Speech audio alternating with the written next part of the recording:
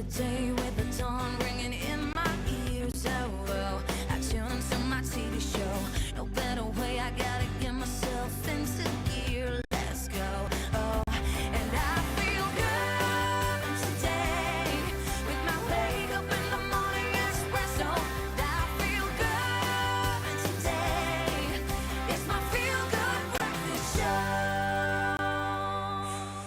And boom, just like that, it's a brand new week and we are starting strong, baby. are. Welcome to it. How are you, my friend? I was wondering if it was a hug today or if we're doing 2 fist bumps. I think we deserve 2 fist bumps, I think we do, and maybe 2 high fives at that. Be that kind of person today. Because, listen, we came off a weekend that was a weekend like no other weekend. My goodness, when it comes to sports, South Africans just do it best. From the Springboks on the field to centre court at Wimbledon, Incredible. We've got all the highlights from a weekend of champions. Yeah, just incredible. And we had the Club World Cup last night as well. Chelsea just absolutely dominating, just incredible.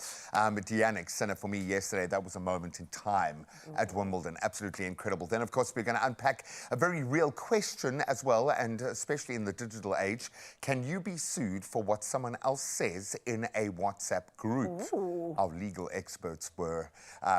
I think up all night looking at this one, maybe looking at their own phones and then at the legal papers. But yeah, this is going to be an interesting one. It's going to be such a good conversation. And finally, of course, in honor of Mandela Month, we're putting words into action as we roll up our sleeves for Rise Against Hunger's 25-day drive to feed 225 early childhood development centers across the entire nation. It's going to be a really great one. Oh man, we're going to be packing meals live in studio, doing our part. It is such a great way to engage. And of course, with every meal, you make a difference. It's not just the nutrition, the food. It's the fact that people have gone to the effort to help each other in this way. It's just amazing. So let's get this Monday moving. Let's go. And connect with the fastest moving person here, in fact. Good morning, Sunshine. How are you, boy? Yeah, I'm pretty as fast as ever. I cannot wait to chat to you, Mzansi, and say officially good morning. And wow, what a weekend we all had, especially when we're talking about sport. Now, listen, G-Man just reminded us, obviously, not just the Chelsea game that was happening this weekend, but also the rugby, the Wimbledon, everything was going down. So the question really is, with this weekend's greatness, rugby, Wimbledon, and all the fields, which match moment had you cheering, gasping, or jumping off the couch? So let us know and come through with those voice notes. The number is 063-036-9649. Don't forget the hashtag Expresso Show. I can't even decide between all the 3 incredible games that happened this weekend out of those moments. So I'm first going to find which was the top game and then still decide on the moment. But we need your help, Mzansi. So share some pictures, share some moments. Maybe you were having a braai with the family or doing something geesy. We'd love to know about it and send it all our way. We're going to chat to you in just a bit, though. But before we do, official duties, of course, must commence. And Carissa's got the latest. Well, thank you, Nature Boy. 3 minutes after 6 o'clock, let's get into your national news headlines first, where President Cyril Ramaphosa addressed the nation last night, announcing that Police Minister Senzo Mchunu has been placed on immediate leave following serious allegations of criminal syndicate infiltration in the justice system. Now, KwaZulu-Natal Police Commissioner Nhlanhla Mkhwanazi accused Mchunu of maintaining contact with an associate linked to organized crime. Now, Gauteng Community Safety MEC Feroz Kakachalia will serve as acting Minister of Police. A judicial inquiry led by Acting Deputy Chief Justice Mbuyisile Madlanga must deliver a final report to the Chief Justice and National Assembly within 6 months. In other news nationally, Public Works Minister Dean McPherson has welcomed a 67 million rand recovery order secured by the Special Investigating Unit against Crocombe Plumbers, a contractor linked to corrupt departmental contracts. Now, the Special Tribunal set aside contracts for septic tank services and blocked the company's 33 million rand counterclaim.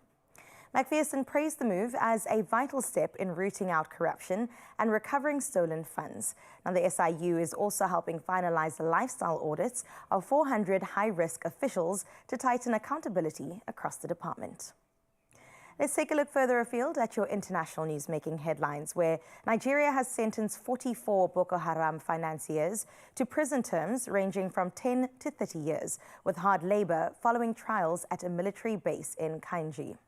The convictions are part of resumed proceedings of over 1,000 suspects 7 years after prosecutions were suspended. Now, a total of 785 terrorism-related cases have now been concluded. Nigeria remains on the international, quote, grey list for financial oversight deficiencies as its 16-year-old campaign against Boko Haram continues to impact millions and destabilize the wider region. Meanwhile, emergency vaccination programs have cut global deaths and cases of Ebola, measles, cholera, yellow fever, as well as meningitis by 60% over 23 years, according to the first comprehensive study of their kind. Researchers say these life-saving efforts show the power of a rapid response in curbing deadly outbreaks. Yet as the milestone is celebrated, U.S. Health Minister Robert F. Kennedy Jr., a vocal vaccine skeptic, continues to question vaccine safety. Now, he earlier pledged to roll back mandates despite global scientific consensus on their necessity. Now, let's close off with a great story where we head to Hollywood as James Gunn's new Superman, starring David Cornvette, rocketed into cinemas this weekend with a dazzling global debut of $217 million. That's $122 million in the US and $95 million internationally, claiming the crown for the summer's biggest superhero launch yet. Now, bursting with color, charm, and hope, the film's upbeat tone and warm chemistry between Cornvette and Rachel Brosnahan have won over critics as well as fans alike. Blending golden age nostalgia with a bold modern spark, the reboot marks an exciting new flight path for DC Studios. And a week of school holidays still left upon us in South Africa, there's plenty of time to catch the Man of Steel in action. So make sure you make a date with your nearest cinema so you and the kids can go and enjoy all of that. But that is where we leave your 6 o'clock news. Let's get into your first bit of sports with Gray.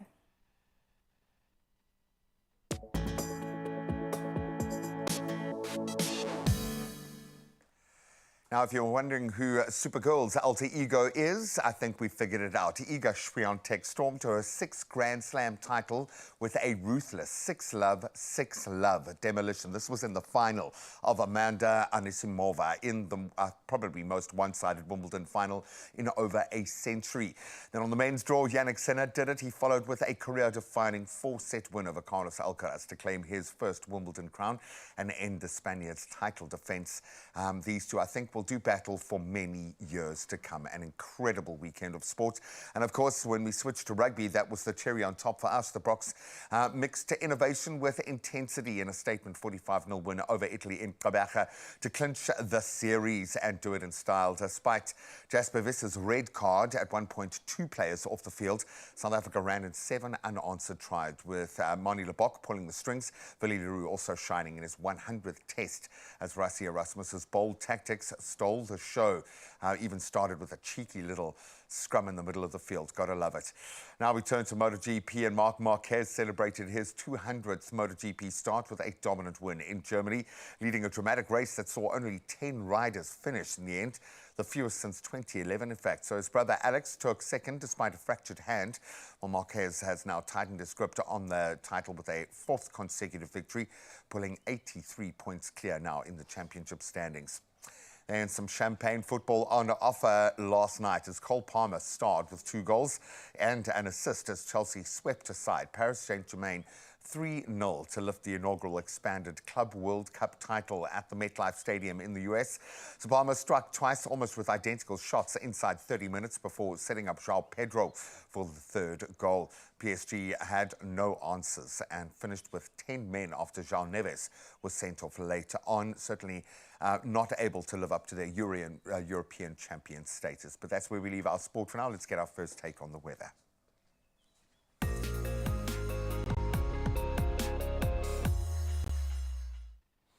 Thank you so much, G-Man. Yes, let's dive into weather for the first time this morning. And environmental news this morning is that South Africa is this week hosting the 2nd G20 Environment and Climate Sustainability Working Group meeting. And it's taking place at Skukuza in the Kruger National Park.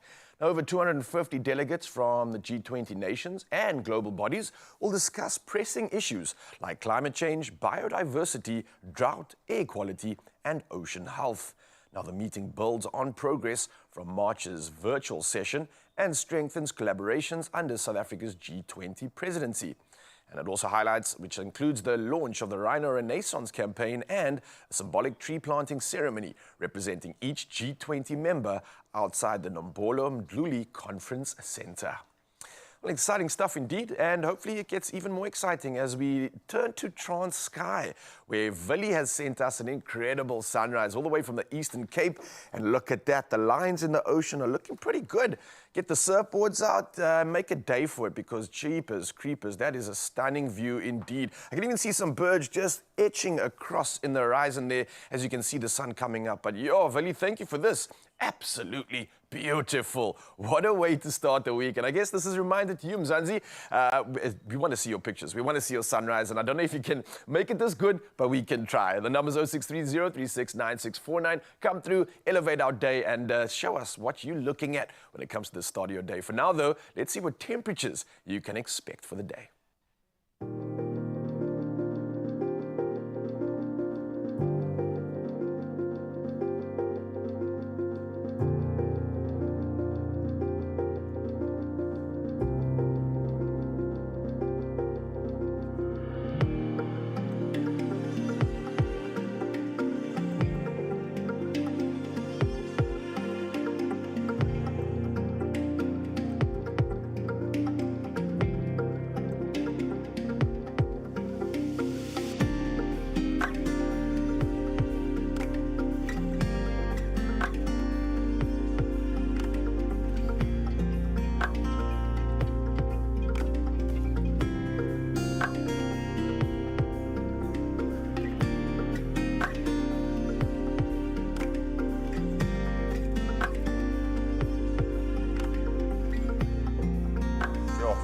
Peaking at 11.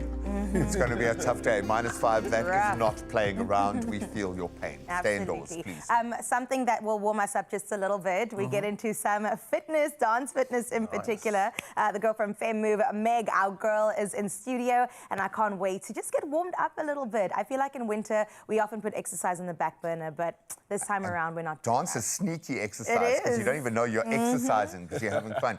My moves there, that wasn't me trying to dance. I was actually sidestepping and passing a ball. I was passing it down the line. Were you pretending you're the SA backline, bro?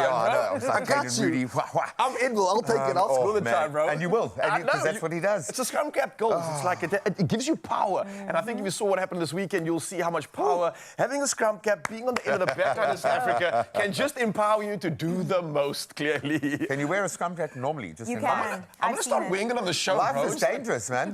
Dominate the world. Conversation starts after this. We'll see you now. Only you can make my day.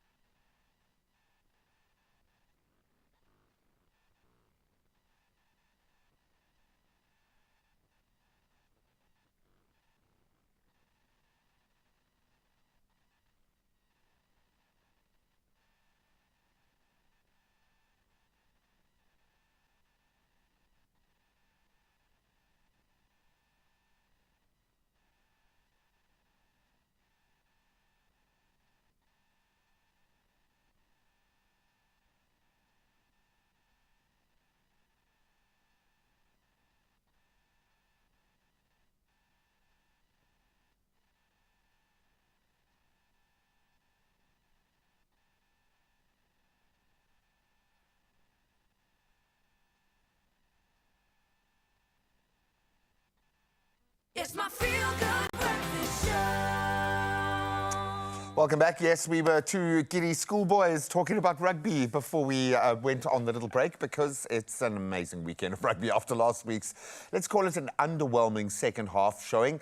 Coach Rassie Erasmus made several tactical and a few personnel changes and the Springboks responded in style. Your style is an understatement when you think about what happened because our boys in green and gold thumped Italy 45-0. That's 45-0 in GQ Mbecha. And despite playing much of the match with 14 men, we still showed up and made a statement. 13 at one point. 13 Yeah, at one point. that's true, hey? I actually forgot because I was like, I'm sure by now we'd have 60 on them. We'd have 70 against them, and because we just seemed to be in that mood. We did. And when the likes of Edwell, when Makazole are closing in that way, when you've got players like that in the mix, and obviously Kanan on another level, but kudos to them for maintaining structure with a player off the field. And a pivotal player at that in Jasper, yeah. Absolutely, man. And if you think about that question of like what really impressed you out of this game, there's so many moments you look at. I mean, you were mentioning some of that like midfield play. We'll talk about it in a bit, but I really think this time around the team that showed up, and it was a different team,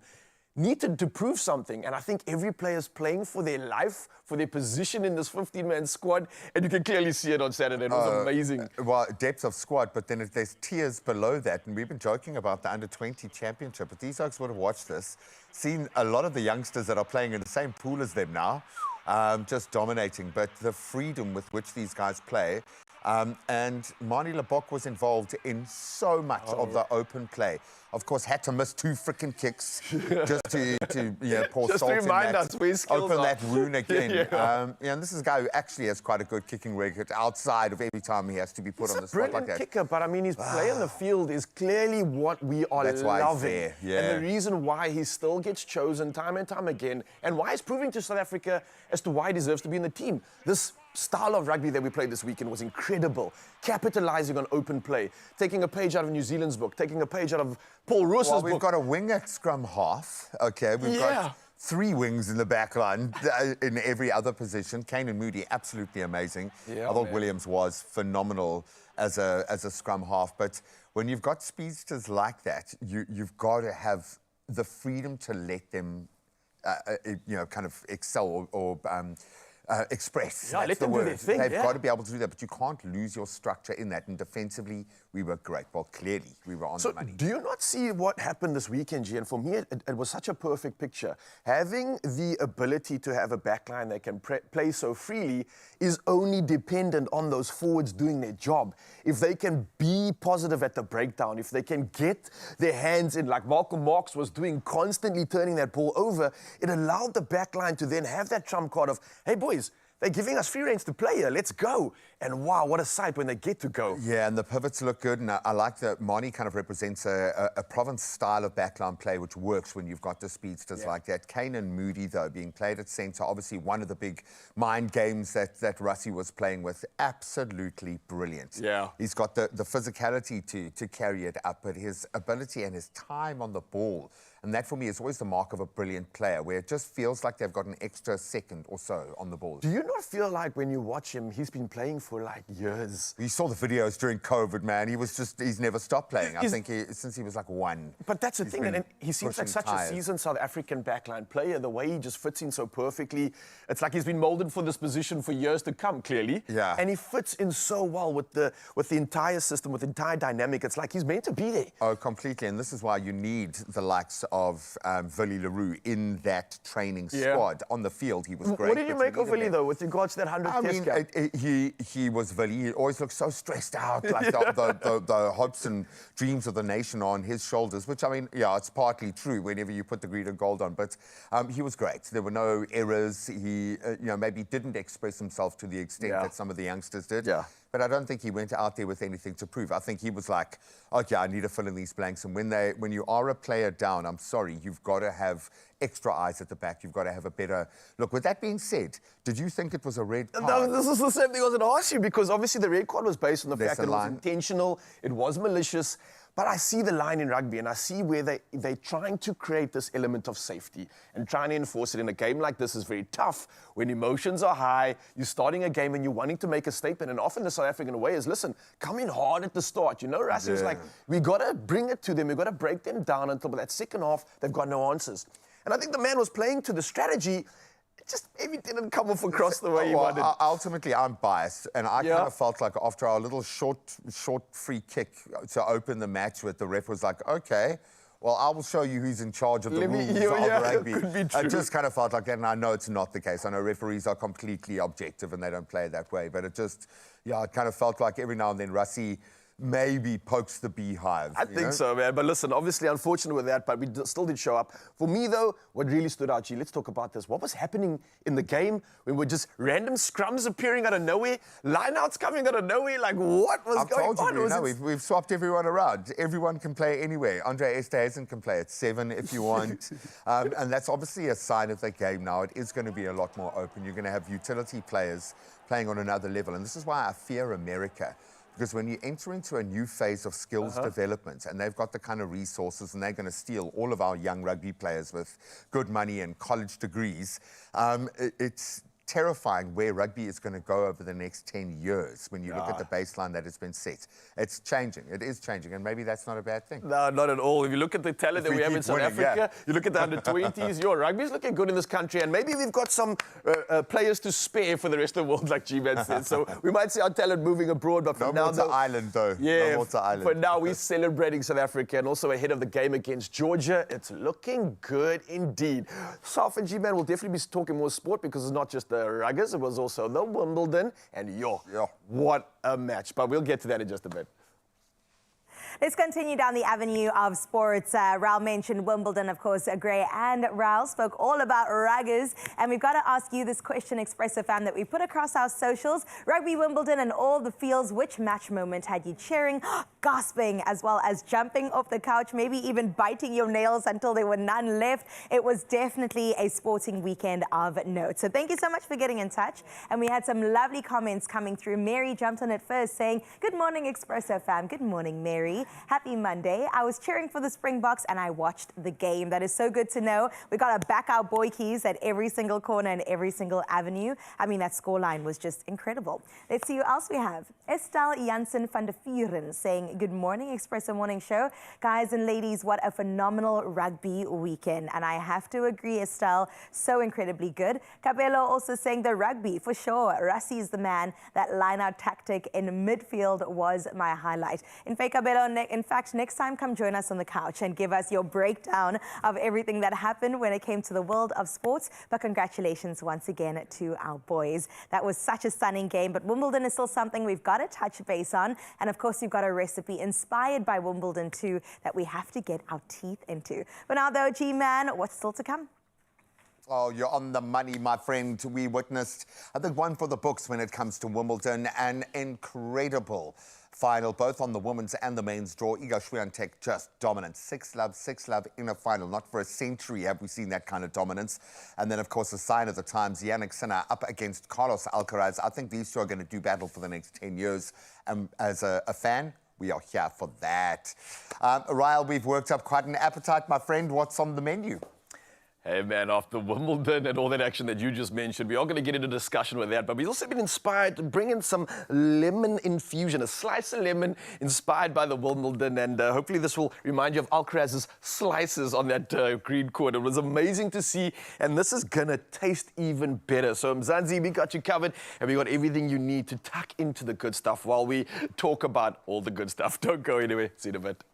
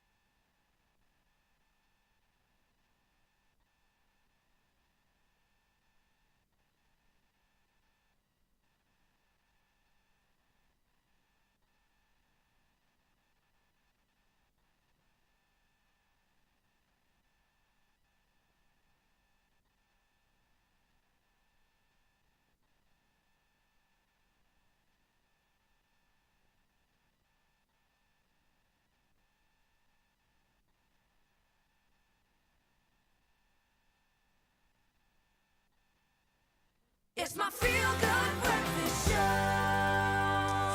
Welcome back. Oh, man, we were treated to a brilliant sporting weekend on every side. Geordie, I love you still, man. I wish we could have been celebrating you this morning, but let's just focus on the tennis for now.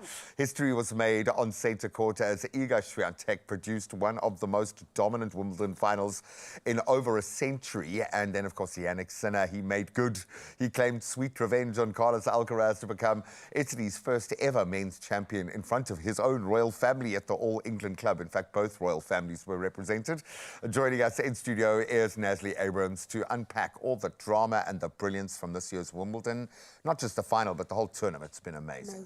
A return to its glory days, and I think a lot of the players were heaping praise. Yeah. I know Ricky's probably nursing a heavy weekend. So wherever you are, buddy, we love you, guy. Hopefully you got to watch really close to centre court, if not in centre court. But let's start with Iga's dominance. Wow. Okay, that was 6 love. Did you see that coming? No, I didn't see 6 love. Like Anisimovan's resurgence was, you know, Short-lived. very, very Sorry, short-lived. I'm making glib over what was probably one of the most difficult moments of her career, being dominated like that. Was there any indication from Iga's side you could see that she's been building up and that she's building momentum like a boulder? Yeah, she was so focused, you know, her vision was so tunneled, and she couldn't care what was going on the other side of the net. And I think that rattled Anisimova a little more. She did take in 2023, she took like a 9-month timeout for mental reasons, and she was just shackled. I mean, she's a better player than that. Yeah, you could see the moment got her, and maybe it wasn't her moment. So Iga Swiatek is just the it girl, and you've got to love that when a player clicks to that degree. Just take a step back and just enjoy. So we love that. I would imagine you are loving what happened yesterday between the gentlemen. Yannick Sinner. I mean, the whole effort was quite wholesome. It kind of felt like really cool kind of rivalry. Between the two of them always, because they've grown up together, and both of them are head and shoulders above the rest. I am because you are. And you kind of get that feeling that they were both, that was their first port of call, was to say, okay, let's just establish that we're both playing this well because he plays this well. And I'm telling you, even in the former rivalries, like the GOATs, when they were rivaling, it was never this close. One person always had a definitive edge, and somebody had to really counter. That being said, Alcaraz normally has the edge. It's been a few. What did Sinner do yesterday, or his camp? From my perspective, Sinner is far more consistent than Alcaraz. Alcaraz possesses fire and magic, and it shows in the important moments. So it was a question of Sinner being more brave on the big points, getting out of his comfort zone, and he only had to do it twice throughout the match to edge that advantage. It's so close in terms of their level on the day, right? You know, when pundits make stats, I think it was a 52-48 differential. And it's going to be like that, yeah. Well, I mean, sorry to harp on about the old generation, but, you know, there's so much that's been said about how fine that win-loss margin is. And it sits around the 50s. It doesn't sit at the 80s or the 70s like you think with players that are this good. Generally because there's not an out-and-out dominance. You need that polarity, those two players to drive each other forward. And now you've got the dangerous element of them playing with the likes of Djokovic to get even better, you know? With someone like Sinner, though, I mean, you can understand a power player like Alcaraz generating the kind of power that he does with his forehands.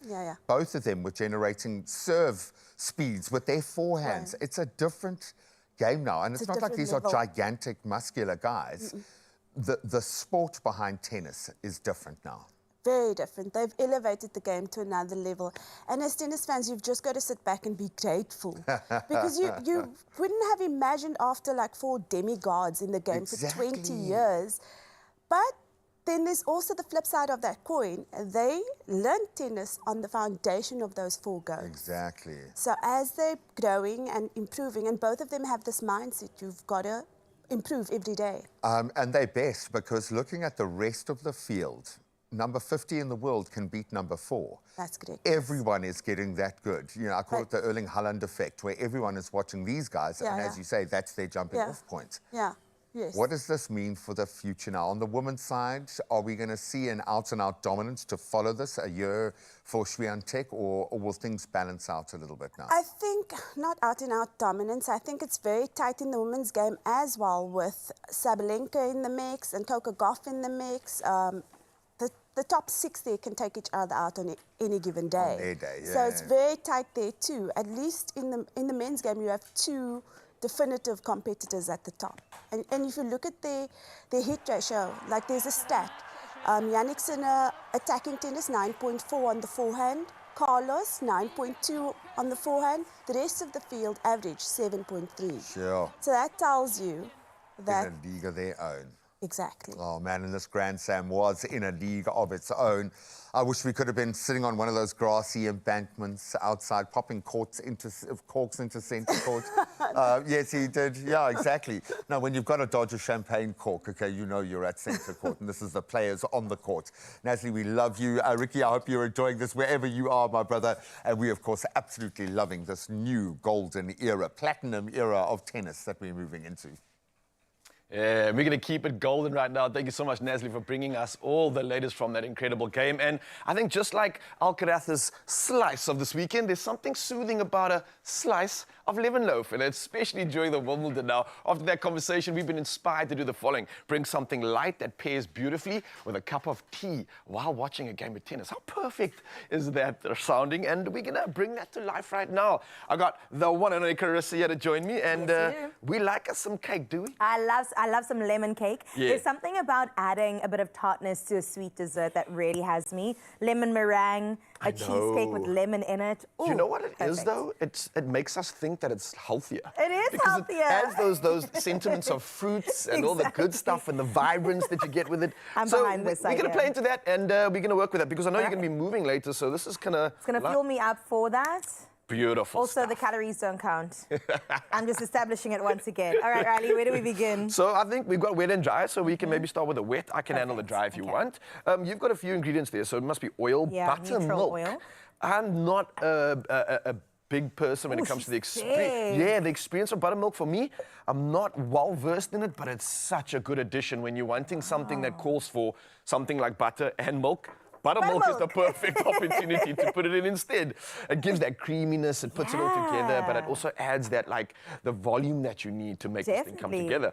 That's pretty much as simple Vanilla as the wet essence, and then I'm assuming I'm a zest the lemon. We're going to zest the lemon and add some lemon juice as well. Yeah, so a little bit of zest and a little bit of zhuzh. And lemon is really the hero of this one as well, because we're going to be using it in our icing sugar a little bit later, which I'll show you how easy that comes together. But listen, while you are zesting it, let me talk about the dry ingredients here as well, just to make this a bit easier. It is going to be going into your wet mix once that is all put together. Smelling so good already, Isn't it? right? Oh my gosh, I want this in a fragrance in a bottle for my house.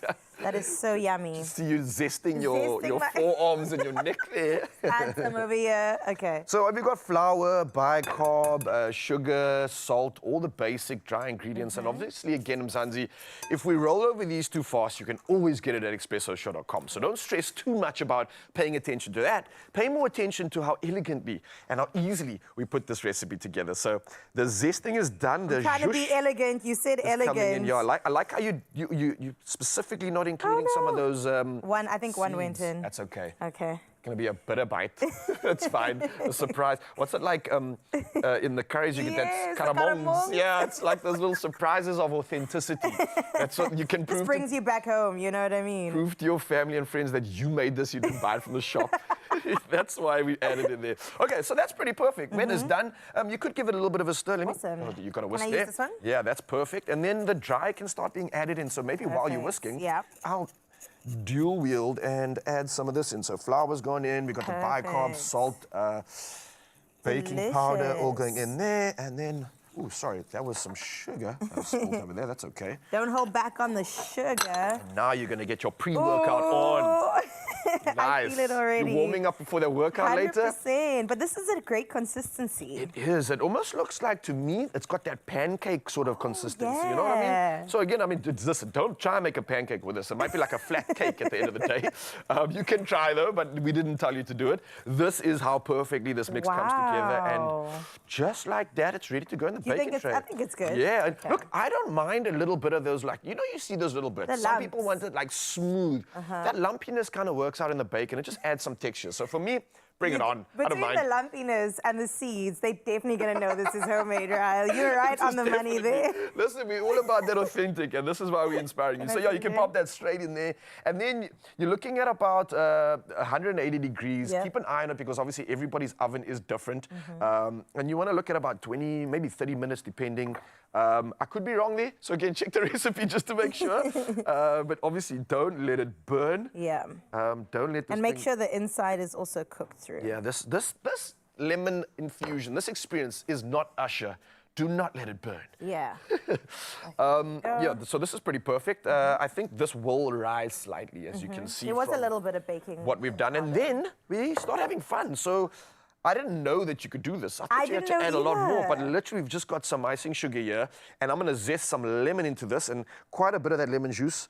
Try not to get the, and we have taken some of the seeds out of this one, Nice. because you definitely don't want some seeds in your On the icing topping, sugar. hey? But this is so cool. So I've literally just squeezed in about, these are like quarter pieces or quarter slices of lemon. They call it lemon cheeks. Lemon cheeks. Allow me some lemon cheeks. What are you, just literally like cheeky lemon? The cheeky lemon. That's a great name for a band. That is cool. Okay, so I think there's enough liquid in here. I'm going to keep some of that just for later, but let's see if it comes together. I've got some more if you need. Is this coming together?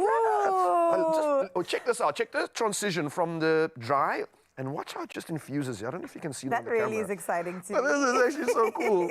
I thought it was going to be a lot harder than this as well. Same. I'm not a big baker, so I'm always blown away by how easy it is when we put it together here on the show. We definitely do have help when it comes to the ratios Of and course. sorting it Shout out. out Tiffany. Yeah, these are such pantry staples, and oh my Look at that. So you could literally, I know I'm not going to do it right now, but Yeah. imagine just literally taking that and glazing it all over. This is perfect. Nicely done. Good yeah? job. So like we said, obviously, That if in you the want to know the exact ratios, the exact ingredients, and we rolled over that too fast, just head over to expressoshow.com. Literally, everything is there for you. And if Carissa and I can do this so confidently and so easily, Mzansi, you can do anything. And this is going to be like a walk in the park. This is going to be like making toast for you. So we got you covered. Obviously, pop it in the oven once it's done. Add some of those slices of lemon just for like the ambiance and the decor. And then drizzle it up in all of this. Look at this. Perfect icing goodness with a bit of a lemon kick. Good job, bro. I'm making this weekend, I promise you. Well, Megan and I are already concentrating on dancing those calories off. Okay, no, I'm not going to be doing it with you, but Megan is here from Ben Move, and Carissa's going to be put through her paces. If you want to, I'm going to call it the sneakiest workout ever. You're not even going to notice you're working out, hey? You won't. Yeah, because you're having the best time ever. Then Sarame Saditi is here. He is in the house. Our artist for the day is going to take us inside his incredible journey. People are noticing what this guy is doing, and there is a reason. We will find out after this. We'll see you now, and yes, we'll move. Hey? As easily as this. Only you can make my day.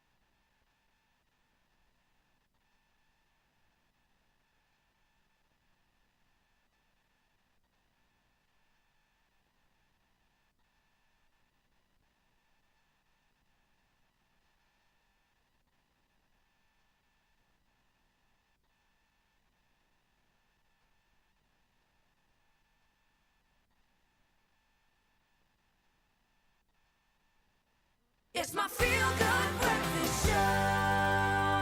It sure is your feel-good breakfast show right here. And because it's Monday morning, we're shaking off the weekend the best way that we know how. Now it's, of course, with movement and with music. And joining us is the powerhouse behind FemMove. Megan Goliath is in the building once again, a fitness coach and motivator. It's all about making women just feel strong, but confident too and connected through dance. And I love what Graham said a bit earlier, Megan, the fact that when you dance, it doesn't feel like exercise. No. And you're just moving, fun. you're just going. keep And then you're like, going. oh, I'm actually sweating at the same time. So what are we doing today? So we're going to do like a dance fit power workout. Nice.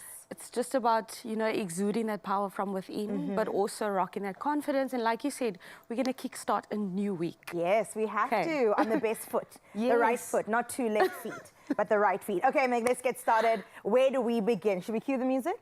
Or We do you want to can show me the definitely- moves? You should probably show me the moves first. We can do both. It doesn't matter because you're so good at this. Oh, thank so you. you're just going to take your right foot and then left foot. So we're going to go forward, right, left, back. There, you got it. Okay. Right. With a little bit of left. pizzazz. Yes. We're going to add the spice, you know. We want to make it authentic. Back. Now we can do double time. Forward, back. You got it. Beautiful. Now you're going to pump your arms a little bit. And you can work that hips in a little bit. So you can work up the sweat. Nice. Good rhythm. Why am I even feeling some burn in my thighs already? Okay, so we're going to do 4 more of these. Okay. And 3, 2, beautiful. Last one, 1. Now we're gonna change, good. So we're gonna go reach up. You're just gonna extend your elbow all the way up, good. Now you can sit a little bit down into a squat. So you'll feel the there it burn, is. good. We just wanna work up a little bit of a sweat, right? Good, keep reaching all the way up. Beautiful. Okay, you got that, I right? got that. I'm trying to concentrate Beautiful. on the rhythm and the movement. So next one, we're gonna go into just lifting up the knees. There we go. Good. Pump the arms forward and back. Feel good, fam. I hope that you're joining us on this one. It's easy enough On to a follow Monday. along. Yeah. So with this one, you can just add a little pump. Ooh. And yes, pop the chest a little bit out. Beautiful. Now the next one is a little bit more work. Okay. So from here, you got this.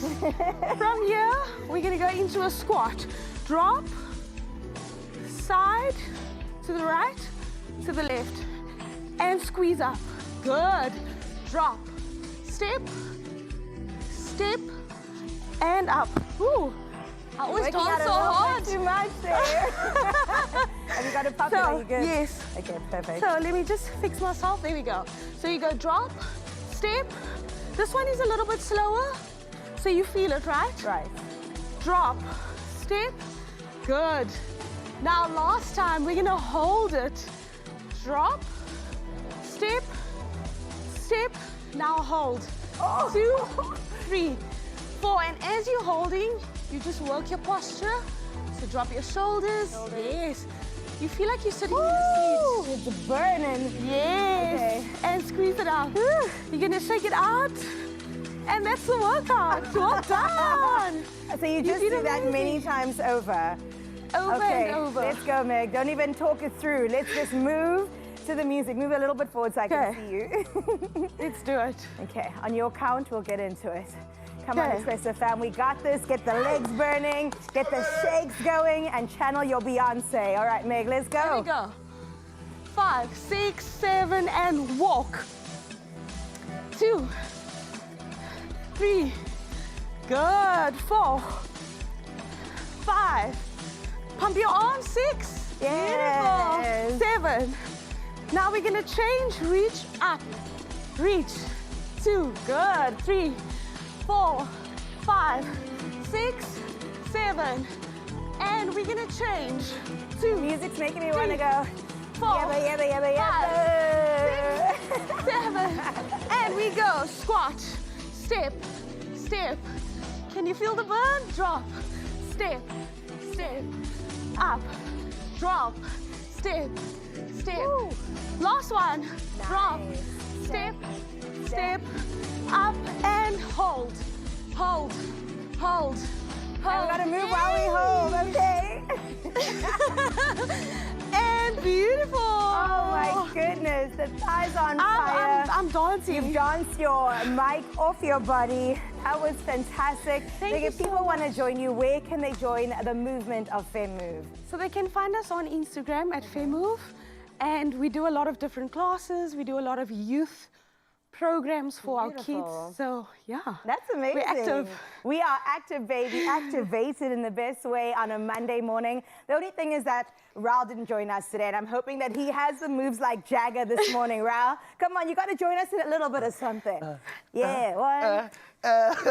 Listen, I don't care what that was, it was just so much fun. And I think that's the perfect way to move, get your body awake for the week and to get those endorphins flowing. So thank you, FemMove, for coming through and absolutely inspiring us. I think we are officially warmed up for the day. The endorphins are kicking, and that means we can take on some more of the magic. So while they're practicing in the background and getting some more moves down, let me tell you that we have officially warmed up for our artist of the day. We're talking about Serame Saditi is in the house, a Sama-nominated artist that we get to celebrate this morning, and we're going to find out all about him and hear that incredible music. And then on top of this, we've got a big question that we've got to figure out. Can you be sued for a WhatsApp message? Well, this is the world we live in, and the answer might just be yes. Well, don't go anywhere, and you can find out all of this and more around the corner. We'll see you soon, Mzansi. Only you can make my day.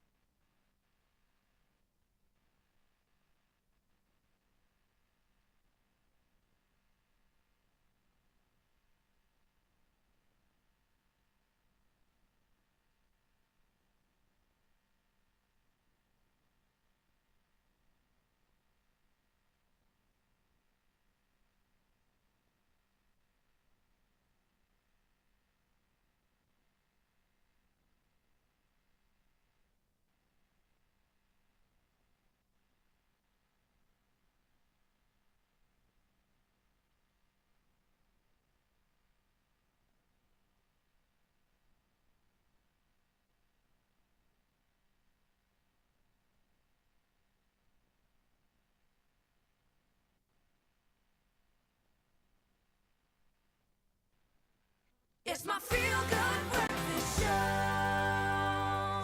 Oh, yes, Mzansi, welcome back to your Feel Good Breakfast Show. This is Monday, and if you're feeling any kind of way, don't worry, because right now you're about to be inspired, because we brought in an incredible energy all the way from the mountains of Lesotho right here to the spotlight on your Feel Good Breakfast Show. We're talking about Serame Saditi, and he's a rising star in the music world who's had to beat the odds to become the man that he is today, and he's here to entertain us on your Feel Good Breakfast Show. So I think officially let's give him a warm Feel Good welcome.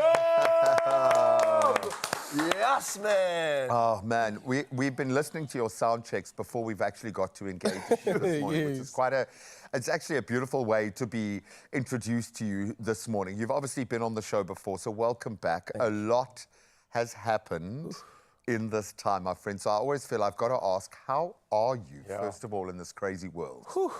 Thank you for the question. It's been hard, 8 years since I've been here. What I can say is life has been very hard. Got married, going through divorce. Oh, man. No work, getting old in the industry. Young ones are taking over. So being here for me is the greatest honor, because now I can resurface again, because COVID happened. I know it's an old story, but it's still kind of No, we all still, we are coming out of that story now, still, man. Hey, so I found myself, I struggled a lot even to be here.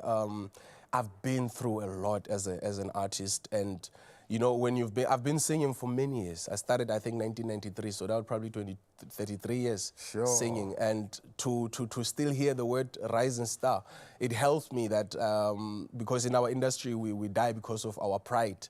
When you think you're there, that's where you disappear and never come back again. So rising is a hope. But I'm so glad you pointed that out, because I've gone through similar waves where COVID also took everything from me, and I had to kind of restart in the same vein as you in that sense, but I've discovered more now about myself that I'm proud of that I've ever known. The man that's sitting here now, do you feel like you had to go through what you've been through to be able to be this man? I think, you know, when you don't go through hard times in life, you don't appreciate anything. Being here now, I know what it means. At first, I thought, why not? It's my time. This one is God's time. So I like believe that when you're standing here after all the things that happen in our lives, it shows that many people can be inspired from this story, because many of us commit suicide, especially in our business, in entertainment. So to be here for me, it feels like it's surreal. It's good for us too, dude. It is. It's good for us too, man. And not to harp on it, man, but I think this is such a beautiful thing to share. So thank you for being honest in this moment, because I think a lot of South Africa will resonate with you right now. And I want to ask this question. I mean, we've spoken about the impact. We've spoken about the fact that you're going through all of this. How did you get through it? How did you get through these 8 years? What did you use as your fuel to get back on the couch and live TV and celebrate your music again, man? To talk about being homeless, no job, no work, can't afford even basics of life as an artist that many people know. You know, it's hard to be famous and broke in this country. I think everywhere in the world. And there's a lot of that in South Africa. Yeah, there's a lot of it, yeah. You see a lot of us asking for donations on social media. So it's a very hard time. I haven't been there yet. I don't know why. I think it's my pride. But to stand here and say that all this is in the past, I'll be lying. Going through is the word I can use, because I'm still in the process. But I know this show is where many things change after. It's the manifestation station. That's the show, man. I've been here, so I know what happens when after this show. Yeah, we talk about this being the manifestation station, but it's not just about what gets created here.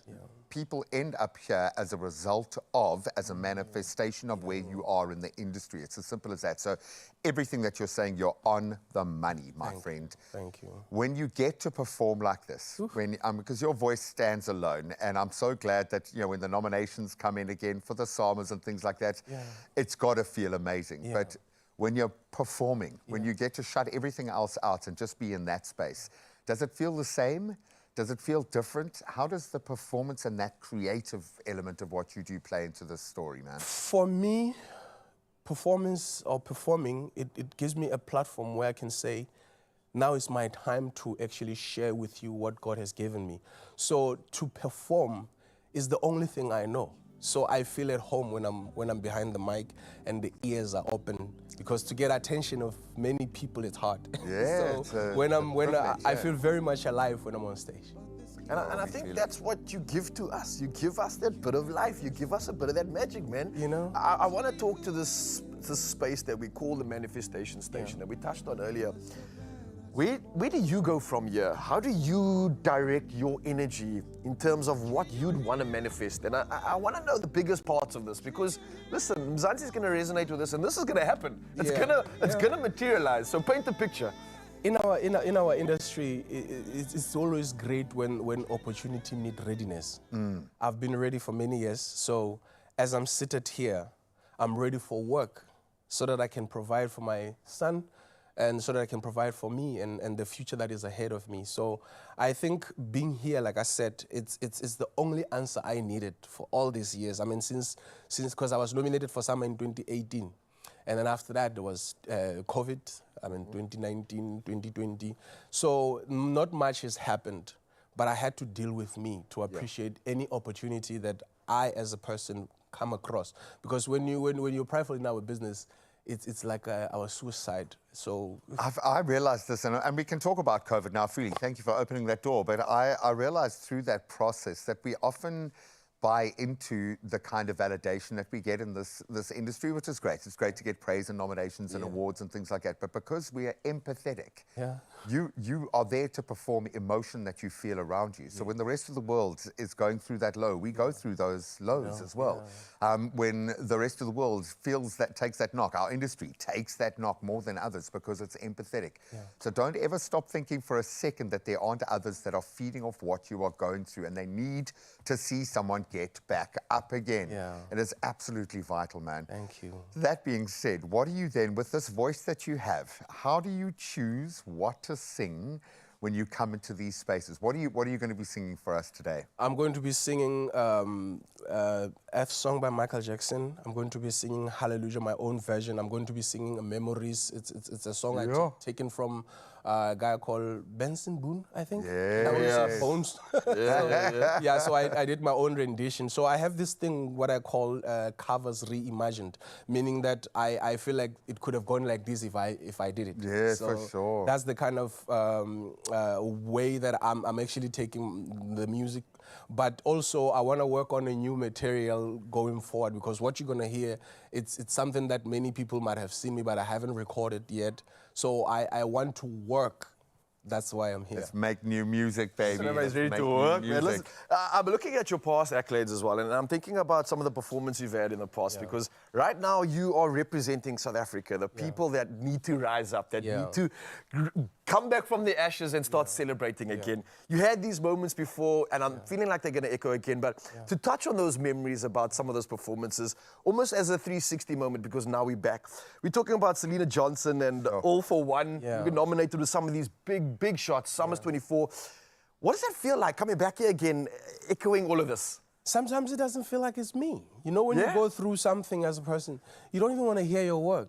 But now when they introduce you on stage, no matter how small or big the event is, and then they say, he has shared a stage with All for One. He has shared the stage with Selena Johnson. It's like, are they talking about me? Because what I feel inside is not what I am hearing. So for me, to come from there is really great, because at least in your 30s and 20s, as a person, that's what you've done. So it shows that you have actually left a certain mark that can still feed you in the future, because in our business, profile is more important than what you can say. It's what so for me, those were the great, because I shared the stage with Selena Johnson in 2016 in Lesotho, my home country, but I'm based in, I've been here in this country for many years, since 1996. I'm in Free State, I'm based in Free State.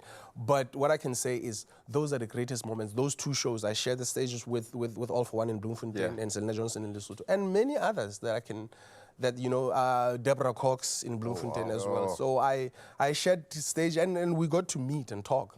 Like, oh, is this me meeting these people? And they got to compliment my gift of God. So I'm like, thank you. I have a feeling you're going to be doing exactly the same for a slew of artists who are coming up that ladder now. But I'm so happy to see you on this couch again, my friend. Welcome back. Most importantly, to hear this voice, and you will understand what I mean. You are in for an absolute treat. But yes, we do actually still have a job to do. It's almost the top of the hour. Let's get into those news headlines. Thank you so much, gents. Let's get into your 7 o'clock news, and we start out nationally, where SASSA CEO Themba Matlau will today brief the media on the agency's ongoing review of social grants targeting beneficiaries flagged for undisclosed income.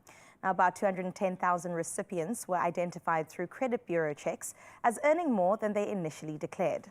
The agency says payment delays since April 2025 aim to verify eligibility as well as update beneficiary details. Amid public criticism, SASSA insists the review is lawful and necessary to prevent fraud and ensure grants reach only those who truly qualify. Now, SASSA set to outline social grants review process. In other national news, President Cyril Ramaphosa addressed the nation last night, announcing that Police Minister Senzo Mchunu has been placed on immediate leave following serious allegations of criminal syndicate infiltration in the justice system. Now, KwaZulu-Natal Police Commissioner Nhlanhla Mkhwanazi accused Mchunu of maintaining contact with an associate linked to organized crime. Gauteng Community Safety MEC Feroz Kachalia will serve as acting Minister of Police.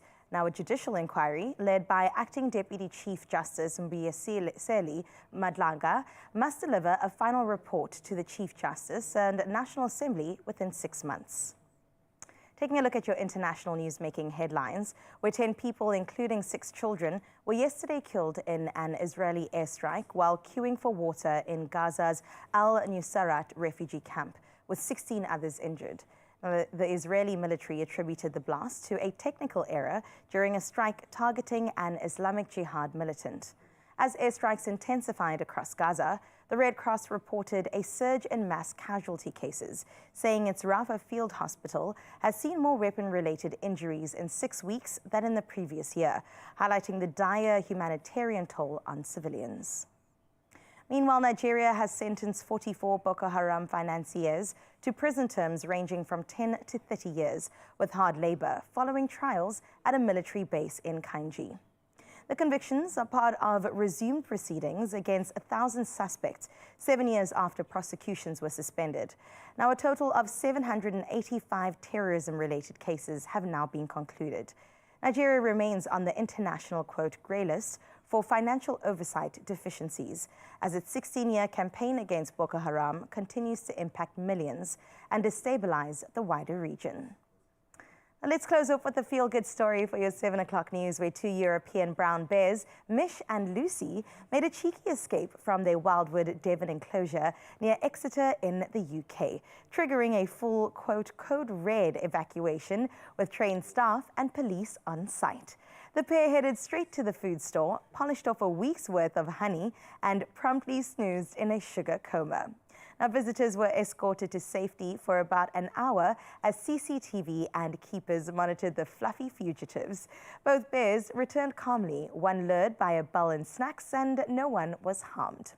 The park has launched a full investigation into the accidental unlock that sparked this delightful honey raid, promising tighter measures going ahead. A nice warm and fuzzy way to close off your 7 o'clock news. Let's get into your sporting highlights next.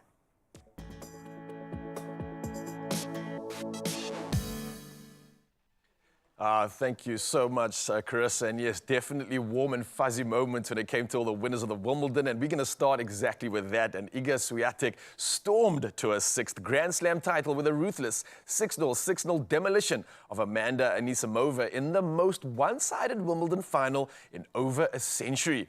On top of this, Jannik Sinner also followed with a career-defining 4-set win over Carlos Alcaraz. And that was to claim his first Wimbledon crown and end the Spaniards' title defense. Well, it doesn't stop there, because the action this weekend continued, and in the world of rugby. Now, the Boks mixed innovation with intensity in a statement 45-0 win over Italy in Gqeberha to clinch the series. And despite Jasper Wesse's red card, South Africa ran in 7 unanswered tries, with Manila Bok pulling the strings and Willie Leroux shining in his 100th test as Rassie Erasmus' bold tactics stole the show. It was a sight to behold, and much like the MotoGP. Now, Marc Marquez celebrated his 200th MotoGP start with a dominant win in Germany, leading a dramatic race that saw only 10 riders finish, and that's being the fewest since 2011. And his brother Alex took second despite a fractured hand, while Marquez tightened his grip on the title with a 4th consecutive victory, pulling 83 points clear in the championship standings. Now, lastly, in the world of sport and footballing, action has culminated with Cole Palmer, who starred with 2 goals and assists as Chelsea swept aside Paris Saint-Germain 3-0 to lift the inaugural expanded Club World Cup title at MetLife Stadium. Now, Palmer struck twice inside 30 minutes before setting up João Pedro for the 3rd. And PSG had no answers and finished with 10 men after João Neves was sent off later on. Well, incredible stuff from sport that we'll touch on again in a bit. But for now, though, I think some of you heading on the roads, and we got the latest to serve you in the world of traffic.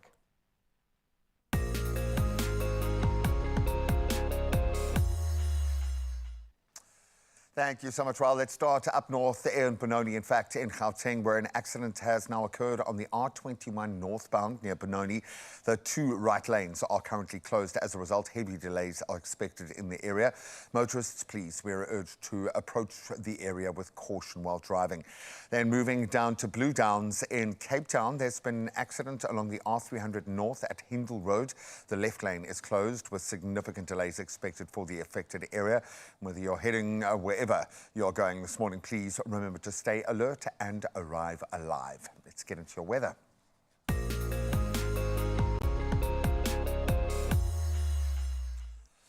So some big environmental news this morning, of course, that South Africa is hosting this week the second G20 Environment and Climate Sustainability Working Group meeting. And that's at Skokuza in the Kruger National Park. What a setting.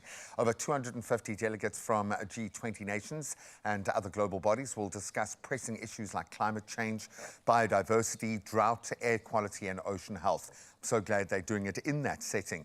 The meeting builds on progress from March's virtual session and hopefully will strengthen collaboration under South Africa's G20 presidency this year. Highlights include the launch of the Rhino Renaissance campaign and a symbolic tree planting ceremony representing each G20 member outside the Nombolo Mdluli Conference Center. So we can look out for that as a beautiful new landmark. Speaking of beautiful landmarks, let's see if there's one next to you as we take a look at your sunrise view. Look at that, a beautiful pic sent in by Claudine from the waterfront down in Cape Town. You can expect a high of just 16 degrees today, but who's thinking about the temperature when you've got a view that beautiful?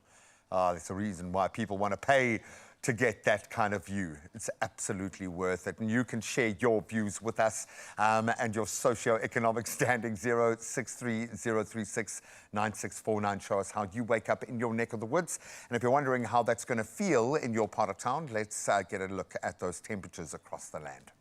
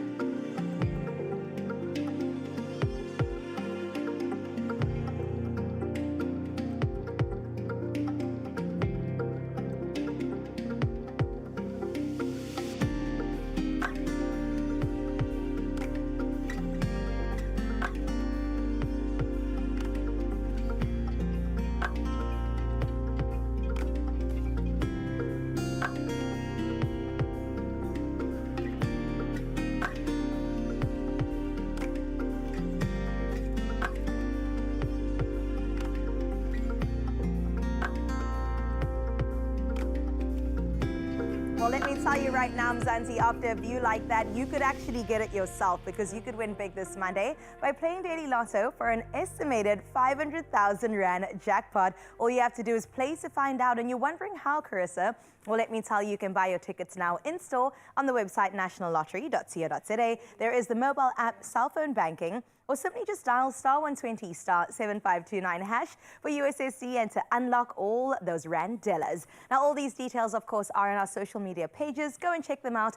And then Panda Pusha Play Daily Lotto, and that is for an estimated 500,000 Rand jackpot. All I'm saying is that you could win big. Personally, I want one of those views with one of those houses. For now, though, boys, what's coming up? We're all checking our WhatsApp messages. Yeah. That's what everyone is doing right now, because we're going to be discussing in a moment whether you have legal implications if you're in a group and someone is getting sued for something said in that group. Are you held liable? Really, really going to be terrifying. No, it's going to be an interesting one. I think a lot of people will probably be checking. Listen, I'm going to be paying attention to this because, sure, some of my high school groups, hey, I have to get out of that thing. But listen, you know what I'm talking about, but you don't know what I'm talking about when it comes to Sarah May because, yeah, he's going to be performing. He's bringing something celestial. I believe the first one is entitled Hallelujah. Yes. Yo, we are here for it. Amen, brother. I can't wait to see you do your thing, shine, and welcoming back to the Expresso stage after 8 years. The man's grown and he's ready to show it all off to you. We'll see you soon.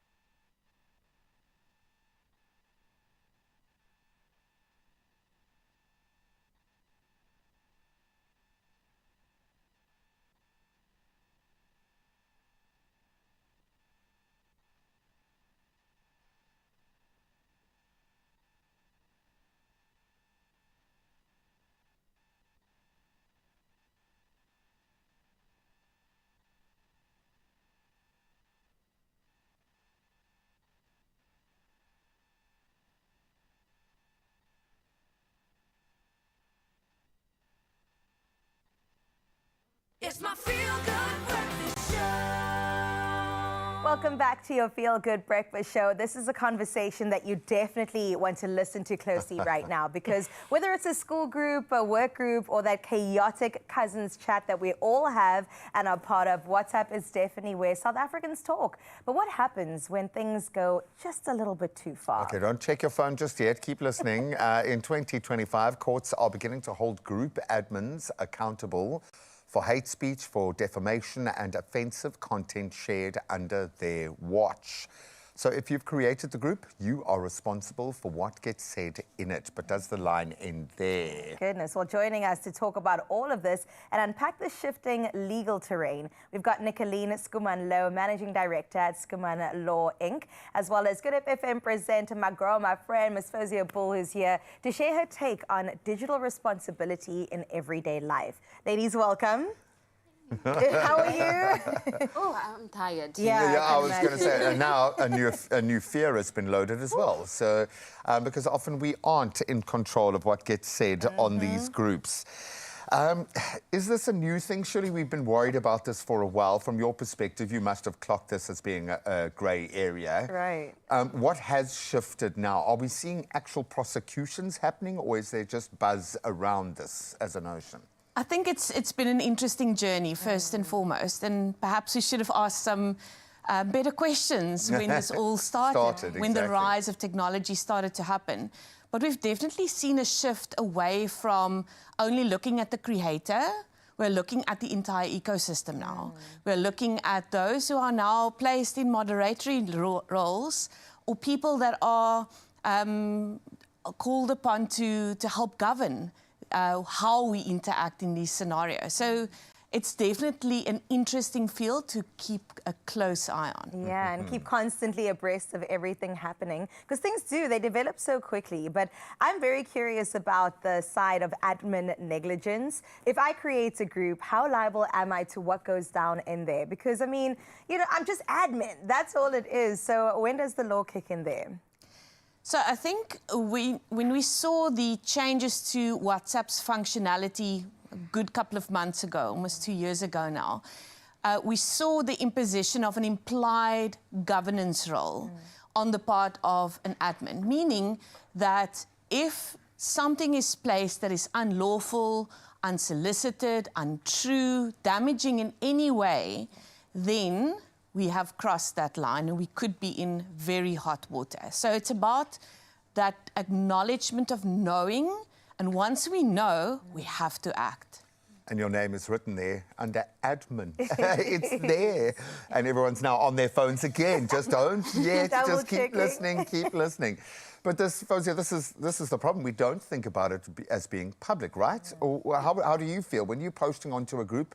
It's the 3 people on the group, yeah? Yes, there we go. You just say 3 people, and they're probably thinking of me right now. I think when you, Nicoline mentioned it, that WhatsApp has changed over the last 2 years. So when you first used it, it was personal use. And I think that's where our minds are at. Yeah. I'm still using it for my personal...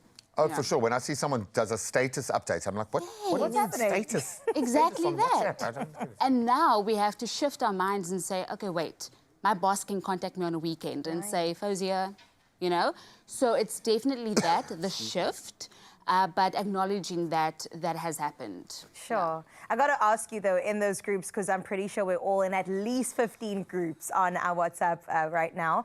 Have you ever had a moment where you're like, oh, that comment makes me uncomfortable, or that's actually inappropriate, or they shouldn't have said that, that's untrue? Have you had a moment like that before? 100%, Yeah. Especially when it comes to your community platforms. Yes. I don't want to mention because I'm not sure who's watching, but yes, community platforms, that's where it's at. It's quite uncomfortable, perhaps not directed at me, but to others. And I sit there and I'm like, whoop, I know a personal message is being sent at this moment. Yeah. So yes, definitely felt uncomfortable.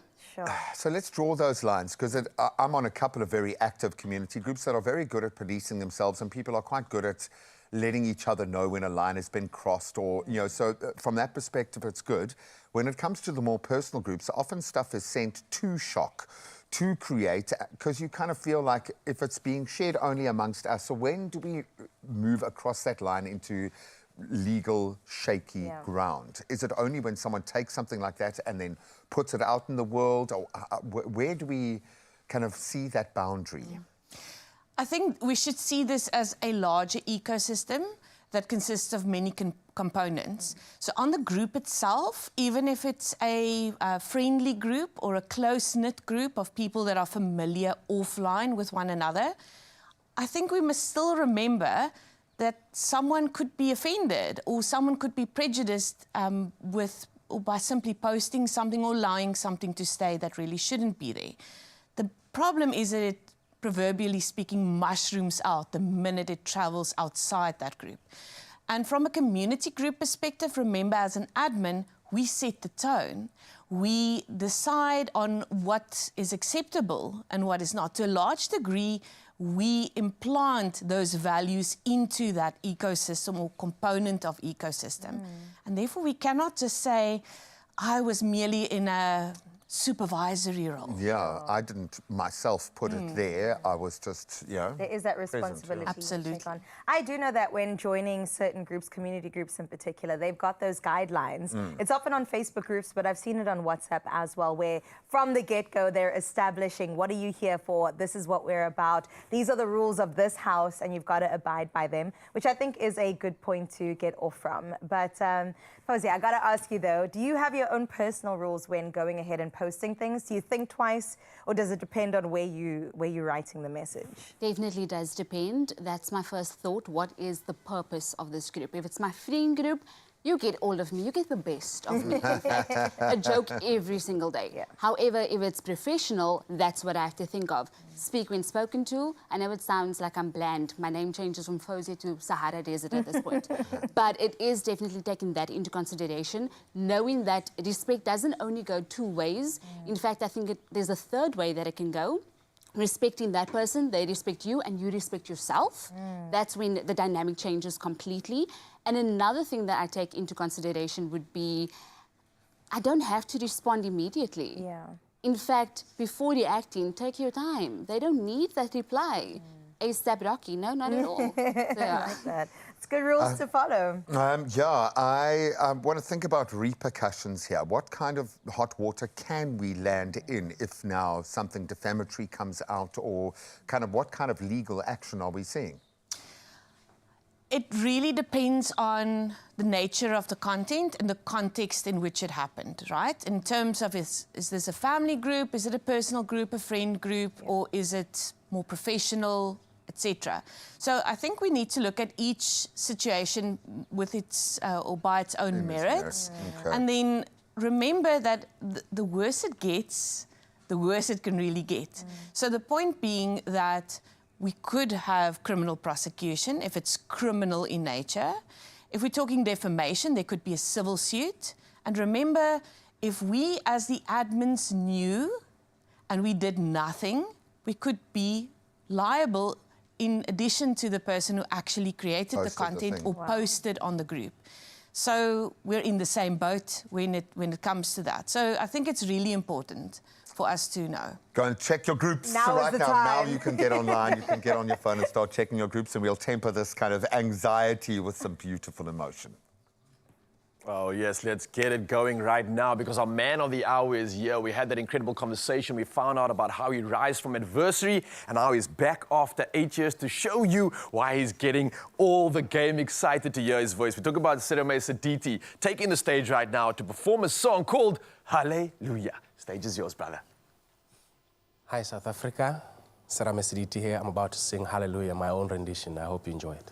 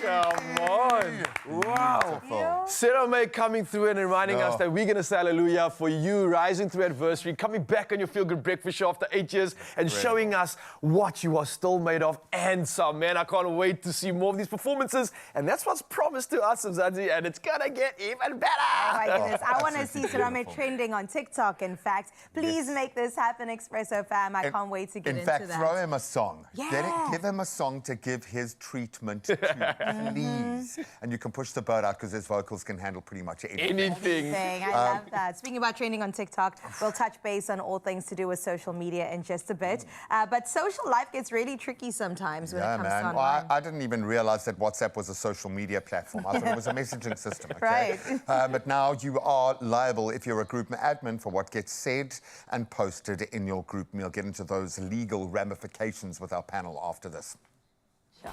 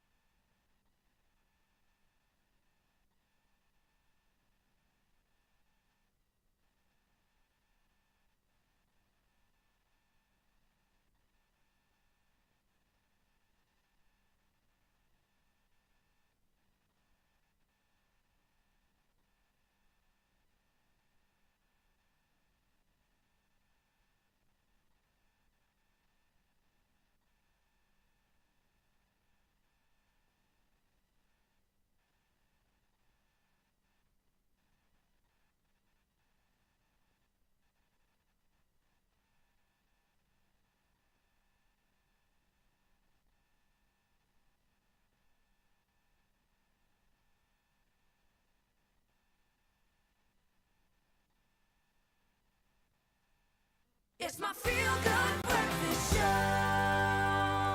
It's true, it is your feel-good breakfast show, Expresso, right here on S3. Now let's get back to this conversation that we started a bit earlier, where group chats were designed for convenience, but they've become a legal minefield that we all got to watch our backs. From workplace chats to community forums, the risk of defamation or even hate speech is absolutely real.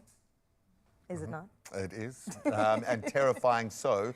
And of course, we know that admins can be sued or criminally charged for what members say. I think all of us right now are thinking about the last group posting that we made. So we're going to dig a little deeper into the legal ramifications with our wonderful panel here. This feels like it can be big and small. It can be petty because now you've got something. If you've got a petty grievance, you can just go back onto the group and you can look for something. Or it could be big. If someone crosses a line and a big company, a big brand, a UKID community organization is involved. How have you seen this play out? What has been happening, and have there been some big legal moments and repercussions? It's an interesting space that we need to keep a close eye on, because we haven't actually seen as many court cases as we would actually expect from all of this. We've seen a lot of court cases involving WhatsApp groups in terms of the actual content posted there, but we haven't seen as much against the admins as yet. I'm not saying that it's not happening as we speak. It hasn't been concluded. So we only reckon on actual court cases having reached judgment, finalization in other words. And we've seen a couple of big ones. For example, a big media house where during the COVID period, some group members were distributing some publications unlawfully, magazines and the like. And quite a bit of money was actually claimed from both the admin as well as the person who created the post. So that, I think, is the first landmark moment that we've actually seen from how big this can mushroom, although it did not necessarily go over the line of offensiveness. Wow. And I'm thinking now, because we might not have seen so much prosecution because there's no one to directly point a finger at. Now you've got admin. Yeah, it literally tells you that as well. I think about like the Poppy Act. I know that's been a recent thing that's come up among the general population of should we be afraid of this? What does it actually cover? Also the Equality Act and criminal law when it comes to WhatsApp in particular. How do these things come to play? It really depends on what happens. So, for example, if you are sharing content on a group about someone whose permission you do not have to share their personal information about, then you would trigger unlawful processing under Poppy.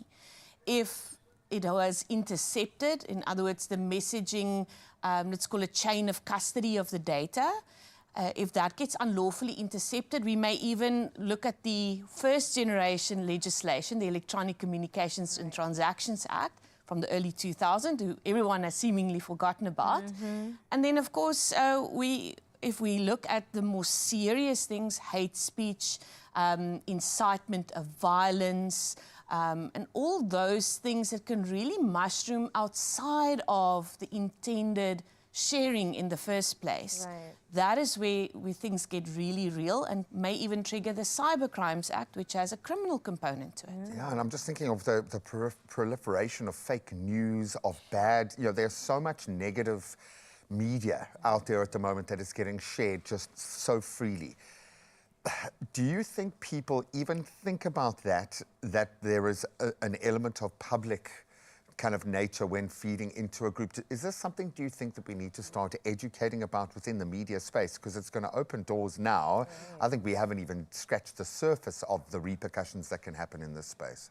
I definitely think that people don't think that deeply about it. A group chat is the easiest thing to create.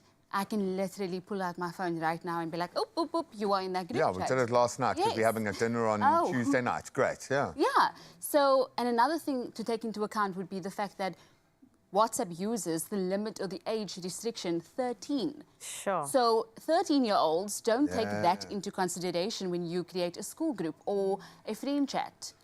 So it is definitely something, I mean, going back to the point that a group chat is so easy to create. When you create it, you aren't ticking down the terms and conditions. It doesn't pop up before you create this group.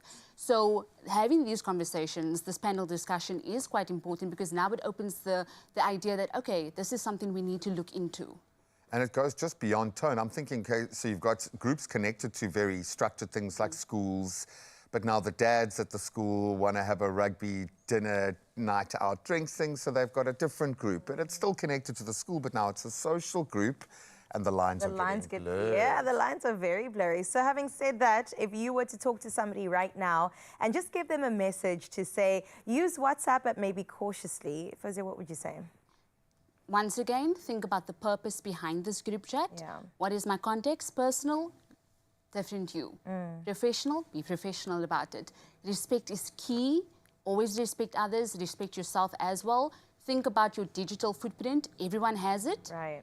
Everything that you share online, it's there. They can trace it back to you. So that is definitely, I mean, now you invite the world into your home, into your mind, into your life very easily with this device. The access I'm just thinking, because we're giving AI agency to send messages for us to correlate groups of things, to do all sorts of stuff. And we've seen AI has already blackmailed someone to keep itself alive. So now it's got your whole life there. I'm just thinking, no, that might be a little further in the future. For the near future, as an admin of a group, what should be front of mind? How should we be looking and keeping our spaces safe? I think first and foremost, I agree. We should bear in mind what the purpose of the group is and what our role is.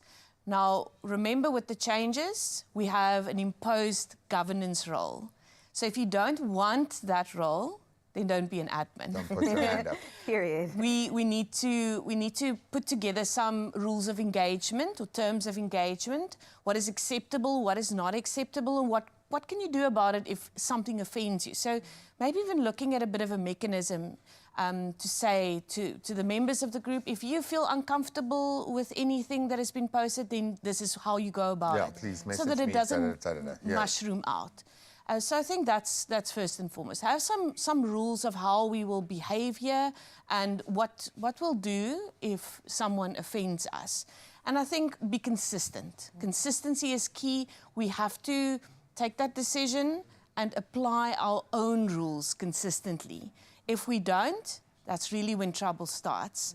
And I think, lastly, we've grown up, or many of us were around before the age of social media, perhaps didn't ask all the right questions at the outset, but here we are today.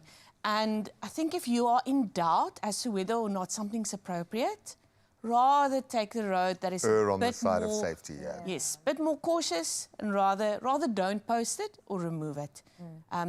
It's by far the much better approach. Just imagine yourself sitting in court next to an incredible advocate explaining yourself to a judge. Maybe just do that every time you post something, and then we'll be okay. We'll bring the panel back to talk about AI next week, seeing as we're going that route. Now, this was wonderful. Thank you so much. A little bit terrifying, yes, but I think it just begs the question, are you actually cognizant of what you are posting in these kind of spaces? And if you're an admin, are you aware that the buck stops with you? All right, so let's just delete that group. All right, WhatsApp's done. The money playing with Zanzi. Thank you so much for that incredible conversation. Really, really educational and insightful. And I think right now we've been equipped to make some good decisions. So while we equip you mentally, let's physically equip you with an opportunity to create a sanctuary, because it's time for another Handy Heroes episode. And Build It Franschhoek in the Western Cape is choosing just one favorite, which I think for them is really tough. And that's because when it comes to Plascon, every product is a winner. But we asked the question what their top DIY tip is, and they came through. They said, it's not just about picking the right paint, it all starts with proper prep. So whether you're dealing with damp spots or uneven surfaces, taking the time to prepare properly makes all the difference to your final finish. Well, if you don't believe me, see for yourself.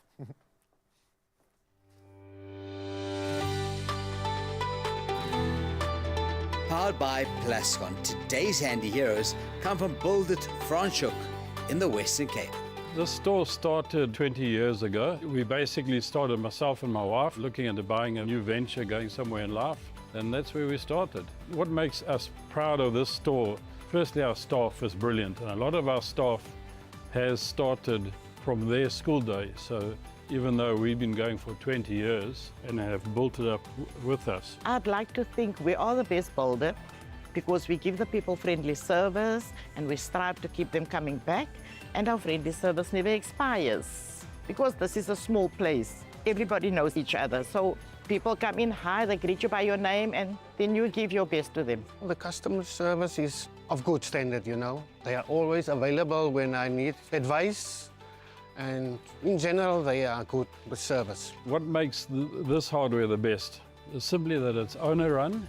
So what I put into this business, or what my wife puts into this business, and especially my staff, makes this a very, very special business. Because the Plascon is the best product, and we do the mixing for the people, we give them the colors that they need, so we go above and beyond for our customers.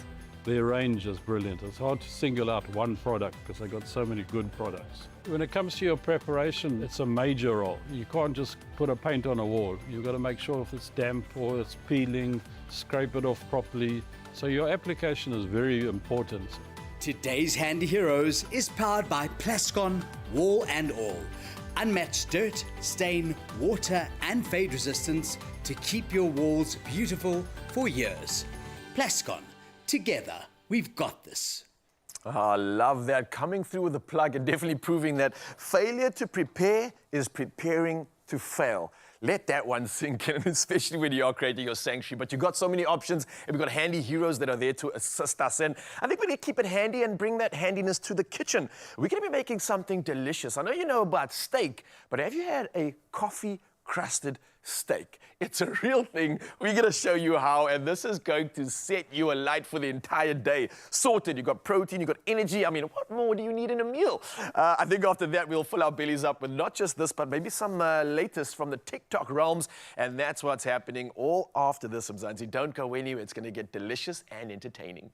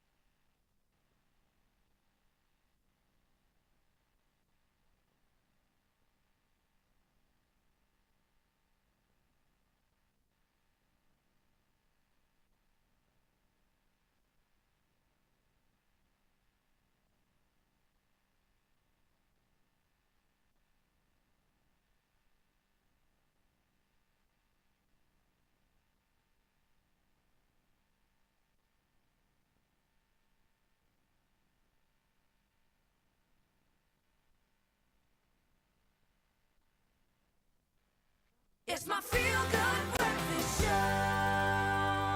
Oh, yes, Mzansi, welcome back to your Feel Good Breakfast Show. And let me tell you, Monday's feeling good, especially the conversation we've been having, educating you, entertaining us, and now we're going to be inspired. Yes, please. It's a Monday after all, and we're diving into some seriously feel-good content right now with creator Akifa Slami, a powerhouse in her 20s, balancing a full-time job but then also university. Sure, the hustle is real. I needed to take a page of this book and figure out how. So in the middle of life's hustle, Akifa launched a TikTok series that struck a chord with thousands. It was called Things I Do Before Work to Feel Alive Again. Oh, I love that. And this is something that began as a personal reminder to slow down and savor the small things like swimming at dawn, solo dates, or quiet skincare rituals.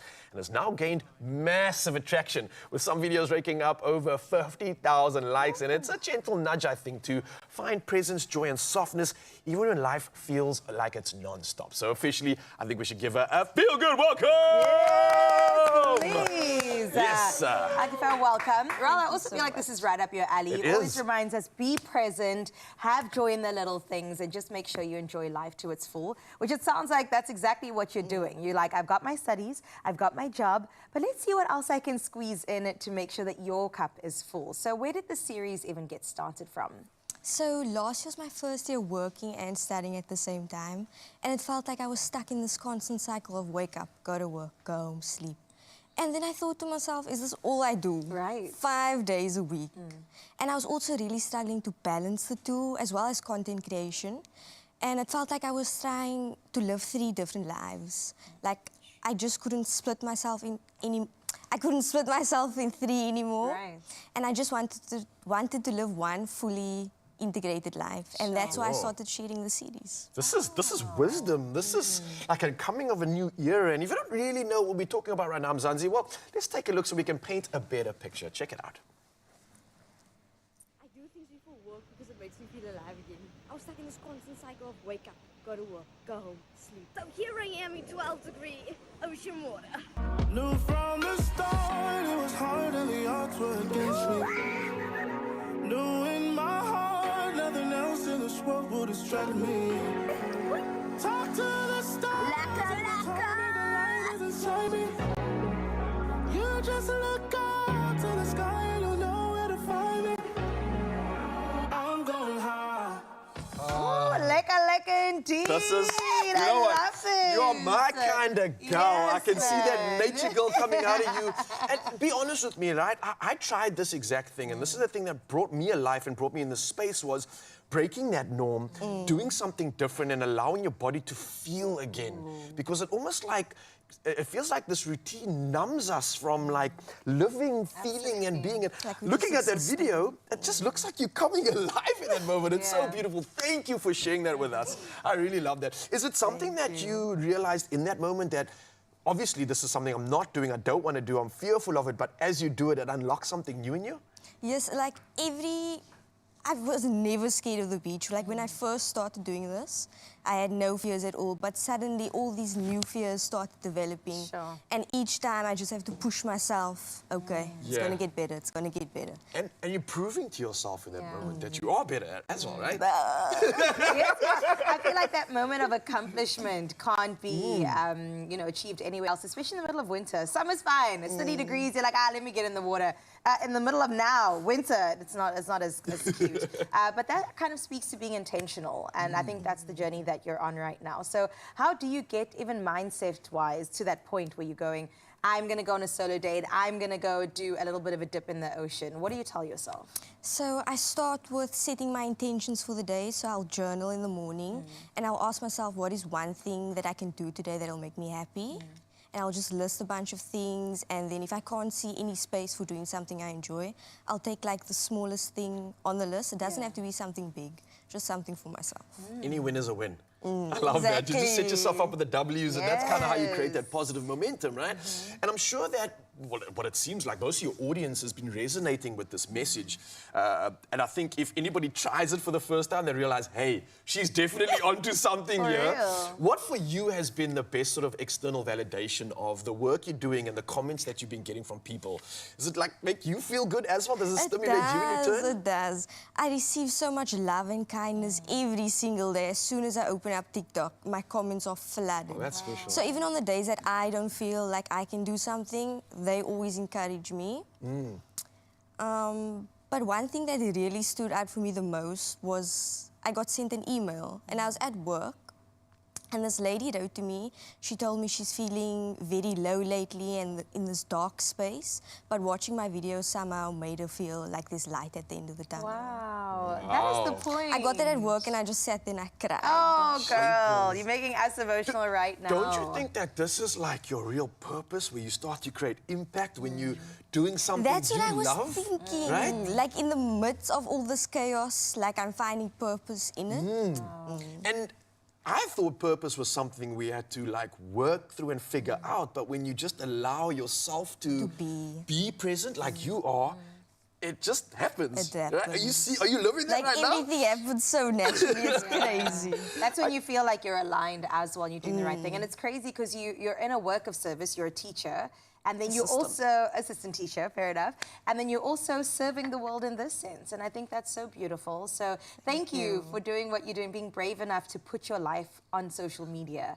I'm so glad it was received well. I think, you're just reminding me to be the nature boy that I am. And I think even for me, being in these chaotic moments where life really just grabs you, pulls you out of some progression that you are undertaking, you need these moments. And I think you are that reminder for us. So please, don't stop doing the crazy things you're doing.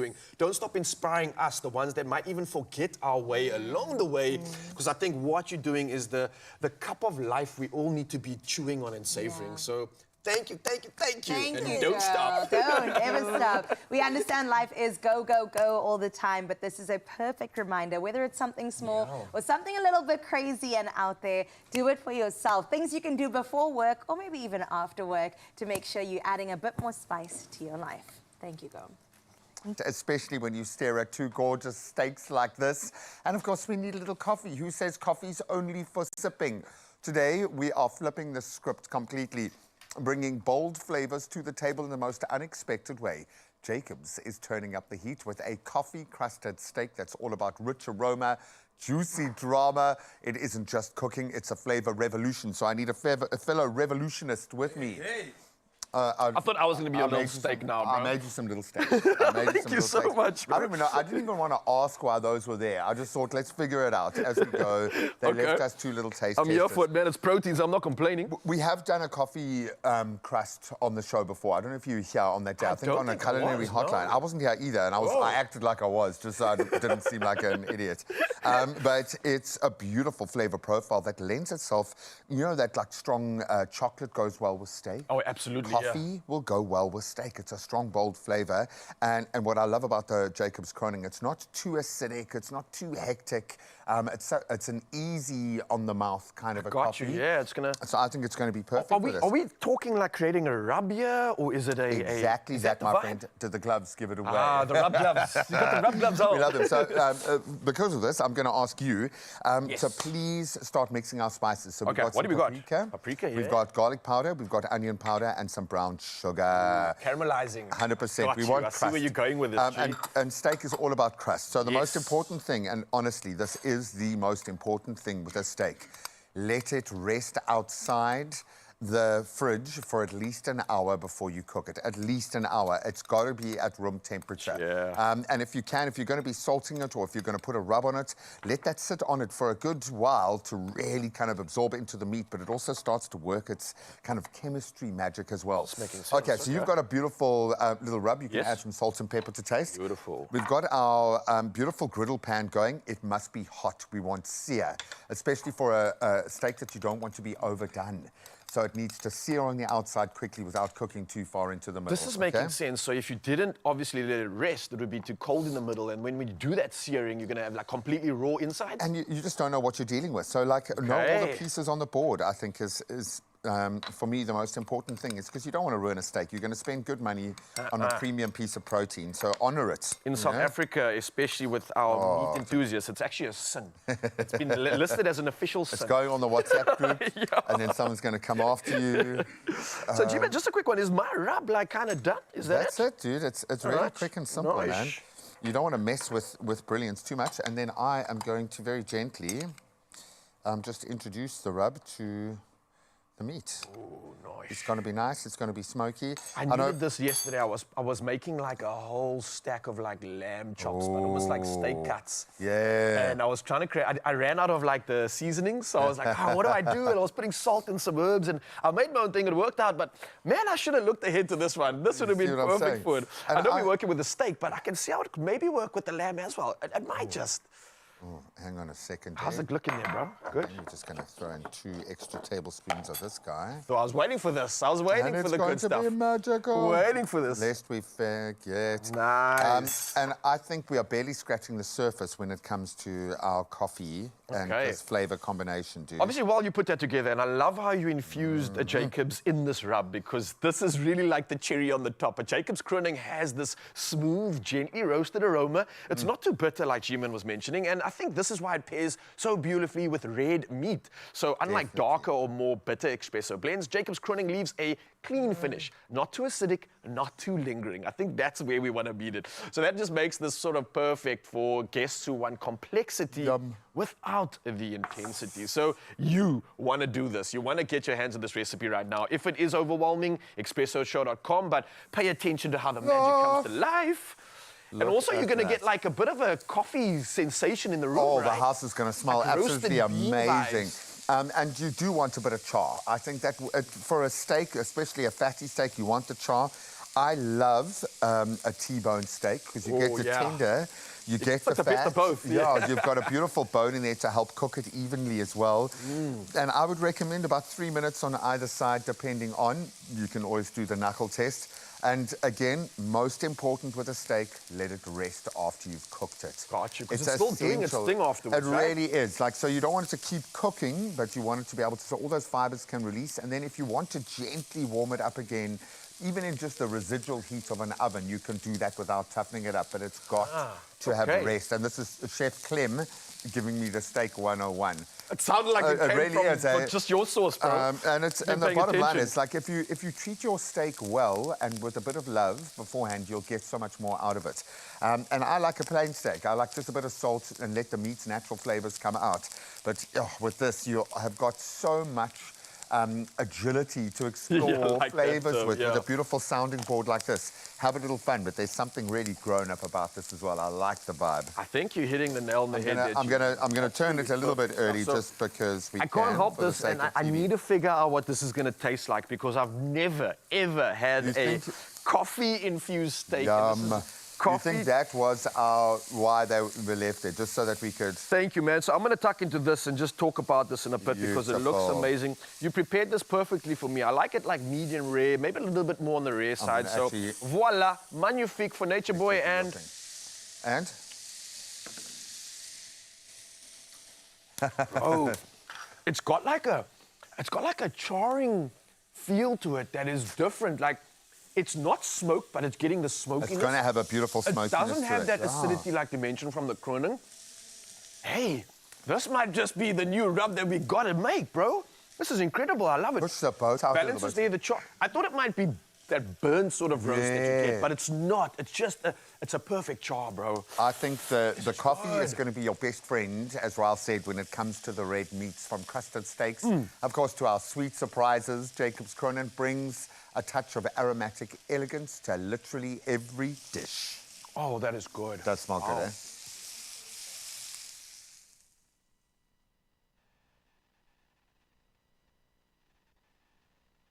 Find your wonderful. Jacobs, wunderbar.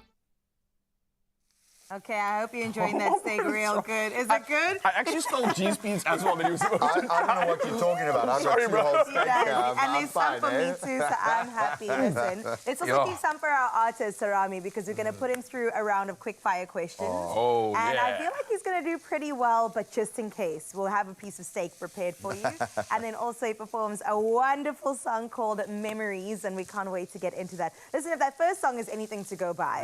But that's what I'm saying. Please, guys, head over to him on the socials and suggest songs for him to do his treatment too, because he is just magical. He's so good. Absolutely. Okay, this isn't quite ready for tasting, but you want to have a little... Okay. Would you like some? If you force me to, I've never had coffee and steak together. It is incredible. Oh, there's a piece right No, I've had like the dark chocolate and steak, which works really well, so I figured this would... Brace yourself, milady. That's fantastic. I'm so surprised. Coffee, who would have put coffee and steak together? It's a win. Well, these are going to rest, and then Sarami can have his, and you can start making yours. We'll see you now. I like that.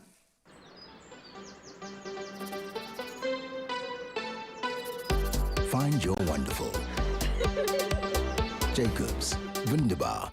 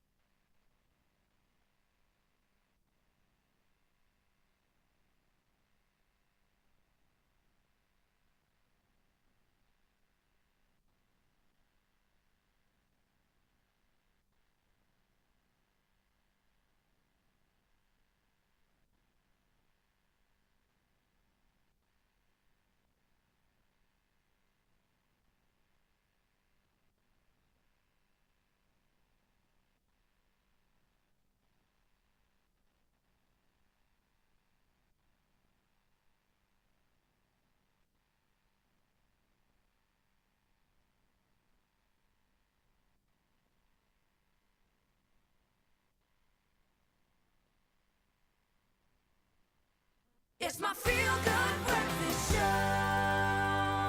Welcome back. With just a minute after 8 o'clock news, let's get into that final hour with your national news headlines. Where Addo Elephant Park in the Eastern Cape has welcomed 2 male lions from Kamab Kalahari Game Reserve to boost tourism and strengthen genetic diversity. Now, fitted with tracking collars, the new arrivals replace 2 older males relocated to Mountain Zebra National Park near Craddock. Sandpark spokesperson JP Lowe says this is part of a broader effort to mimic natural lion dynamics, regulate population growth, and maintain healthy prides by regularly introducing new genes through carefully managed wildlife exchanges. In other news in the country, SASSA CEO Themba Matlau will today brief the media on the agency's ongoing review of social grants, targeting beneficiaries flagged for undisclosed income. About 210,000 recipients were identified through credit bureau checks as earning more than they initially declared. Now, the agency says payment delays since April 2025 aim to verify eligibility and update beneficiary details. Amid public criticism, SASSA insists the review is lawful and necessary to prevent fraud and ensure grants reach only those who truly qualify. In your international news making headlines, Nigeria's Foreign Minister Yusuf Tugar has firmly rejected U.S. pressure to accept Venezuelan deportees, or third-party prisoners, quoting rap group Public Enemy to drive his point home. He says Flavor Flav has problems of his own. I can't do nothing for you, man. End quote. Tugar told Channels TV it would be unfair for Nigeria, already home to over 230 million people, to accept 300 Venezuelans. Now, his comments follow U.S. threats of visa restrictions, which Tugar describes as a measure tactic, or pressure tactic rather, than true diplomatic reciprocity. Meanwhile, 10 people, including 6 children, were killed in an Israeli air strike while queuing for water in Gaza's Al-Nusayrat refugee camp, with 16 others injured. Now, the Israeli military attributed the blast to a technical error during a strike targeting an Islamic Jihad militant. As airstrikes intensified across Gaza, the Red Cross reported a surge in mass casualty cases, saying its Rafah Field Hospital has seen more weapon-related injuries in 6 weeks than in the previous year, highlighting the dire humanitarian toll on civilians. And to close up your news for this Monday morning, we head back to Hollywood, where James Gunn's new Superman, starring David Corensvet, rocketed into cinemas this weekend with a dazzling global debut of $217 million, where it's $122 million in the US and $95 million internationally, claiming the crown for the summer's biggest superhero launch. Bursting with color, charm, and hope, the film's upbeat tone and the warm chemistry between Corensvet and Rachel Brosnahan have won over critics and fans alike. Blending golden age nostalgia with a bold modern spark, the reboot marks an exciting new flight path for DC Studios. And with a week of winter school holidays still left in South Africa, there's plenty of time to catch the Man of Steel in action. So I hope that you'll make plans to do that right now as we head into your sporting highlights with Gray.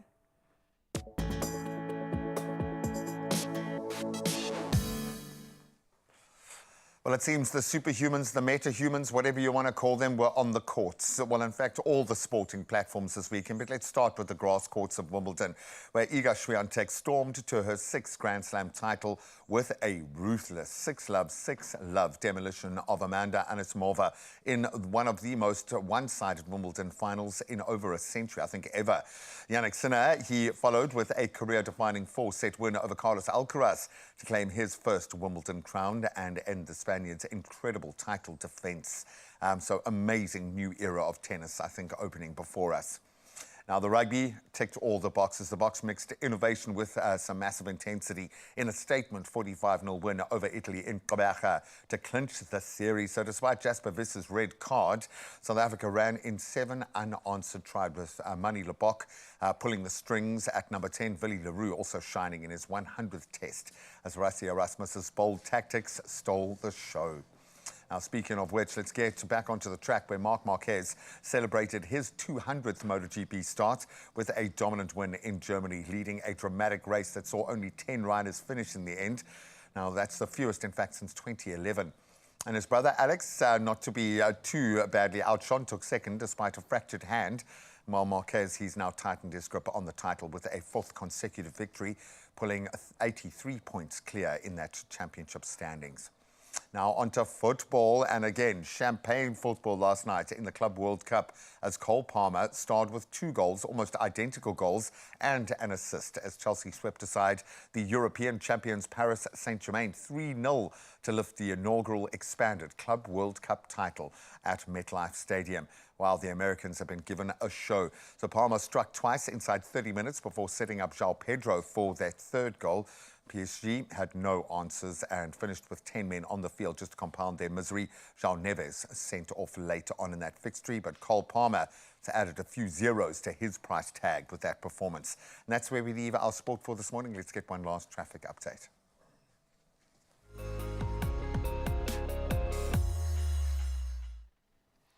Thank you so much, Jim. And yes, one last chance to see how we can serve you when it comes to the roads. And we're going to start off in Centurion, Gauteng. Now, a stationary vehicle is blocking 2 center lanes on the N1 northbound. And this is at the Linwood Road ramp.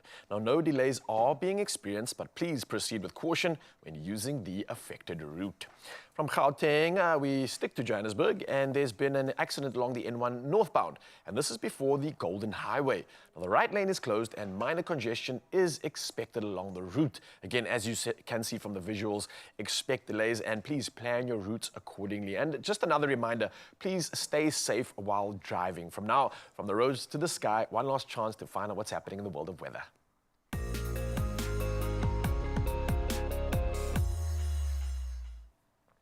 Now, reporting on all things weather, the environmental news this morning is that South Africa is this week hosting the second G20 Environment and Climate Sustainability Working Group meeting, and that's at Skukuza in the Kruger National Park. Now, over 250 delegates from G20 nations and global bodies will discuss pressing issues like climate change, biodiversity, drought, air quality, and ocean health. Now, the meeting builds on progress from March's virtual session and strengthens collaboration under South Africa's G20 presidency. Now, highlights include the launch of the Rhino Renaissance campaign and a symbolic tree planting ceremony representing each G20 member outside the Nombolo Mdluli Conference Center. Well, from our weather news, we dive into our last sunrise view of the hour, and we're heading to Kyalami for this one, and wow! Yo! Louise, thank you for this. A bright, a bold, and a beautiful shot of the sun pinging above the horizon. Beautiful clouds, lots of drama, and it looks like some fields in the foreground too. I mean, this is just perfect. Louise, you won. Congratulations. And you can expect 19 degrees of weather.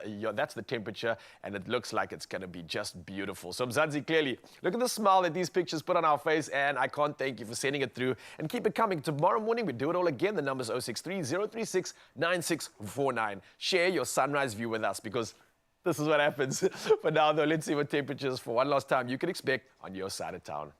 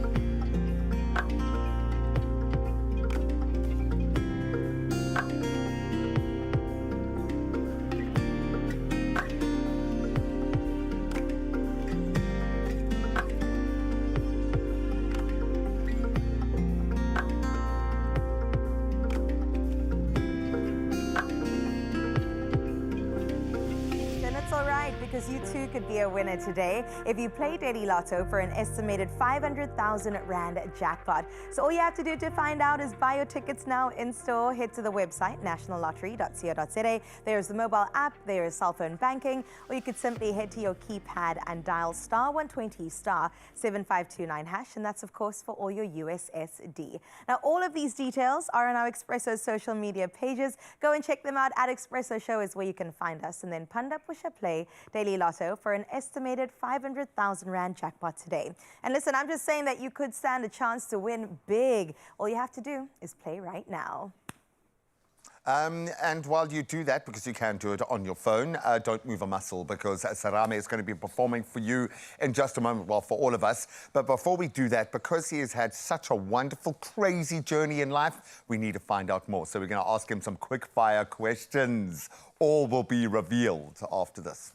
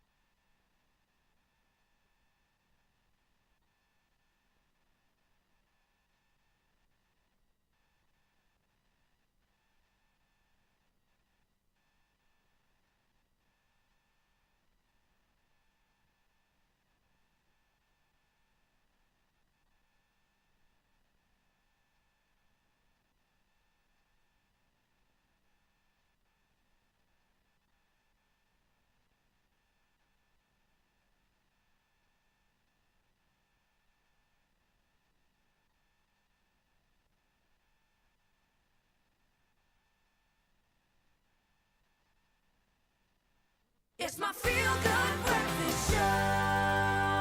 Welcome back as we brace for a round of quickfire questioning. It's quickfire question time with our musician and good friend of the show, Serame Saditi. These are the rules, bud. Okay. You don't have to think, you just got to answer. Okay, we want quick, immediate responses. Okay. I heard 500,000 somewhere. Yeah, there is. I know you heard that earlier. I keep making that mistake as well. Yeah. No, it's the same segment. Just think of that. Think of that. All right, okay. Sarah, you ready for this? I'm ready. First answer comes to your mind. We're going to go straight into it. All right. Your first question. What's the one word to describe your music? World music. Like worldly? World music. World music. Yes. Nice. I like that. Yes. And it doesn't even need a description because you are that. You are so open. I like that. Dream collaboration. Ooh. Who do you want to work with? Seal. Seal? I know. I know, but put it out there, dude. Put it out there. I've tagged him, I've done everything. Seal's ready. I saw him at the Wimbledon yesterday watching, and he looks like he's keen to get back in the game. So slide in the DMs, bro.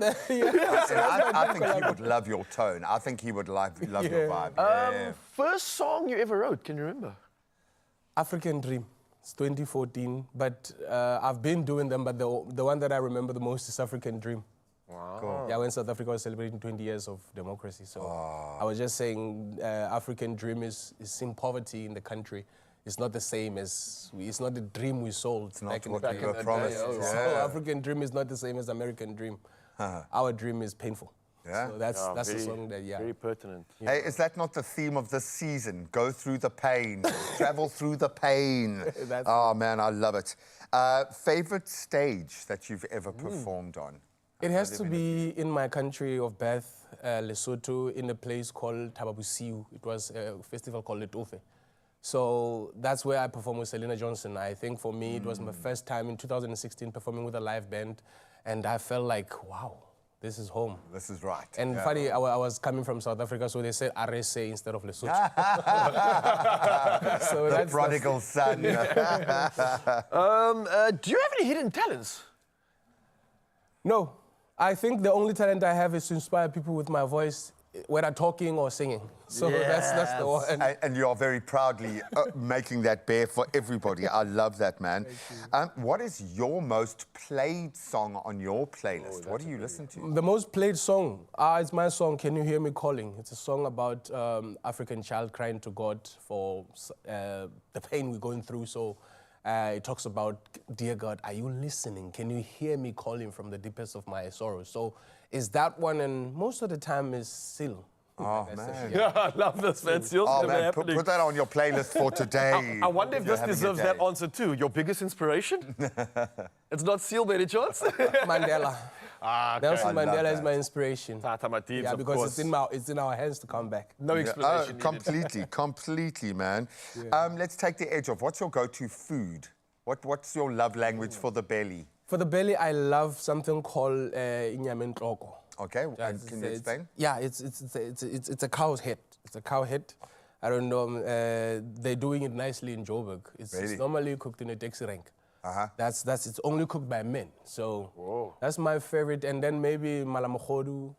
How many shots were fired there? You were like, it's the best is in Joburg. It's only cooked by men. People are going to come for us now. So please, if you've got the best in the land, let us know. I want some of that malamogodu, eh? Malamogodu, yeah. That's stomach or something. Yeah, mala, yeah. I don't want to say wrong words. No, 100%. Well, now, welcome to our world, brother. Welcome to our world. Well, at least we know what to have prepared for you the next time a king's table will be set. All we require of you now is to use that not-so-hidden talent and sing for us, my brother. So you can take to the stage and bless us with your unbelievable talent. I think you can feel the emotion that we are feeling right now.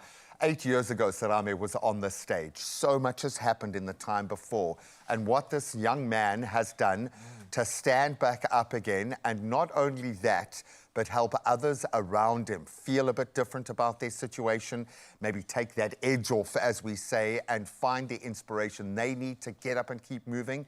Well, if that fits the bill for you right now, this is for you. Hey, South Africa, I'm back again singing Memories. It's a song dedicated to my son and his grandmother. Hope you enjoy it.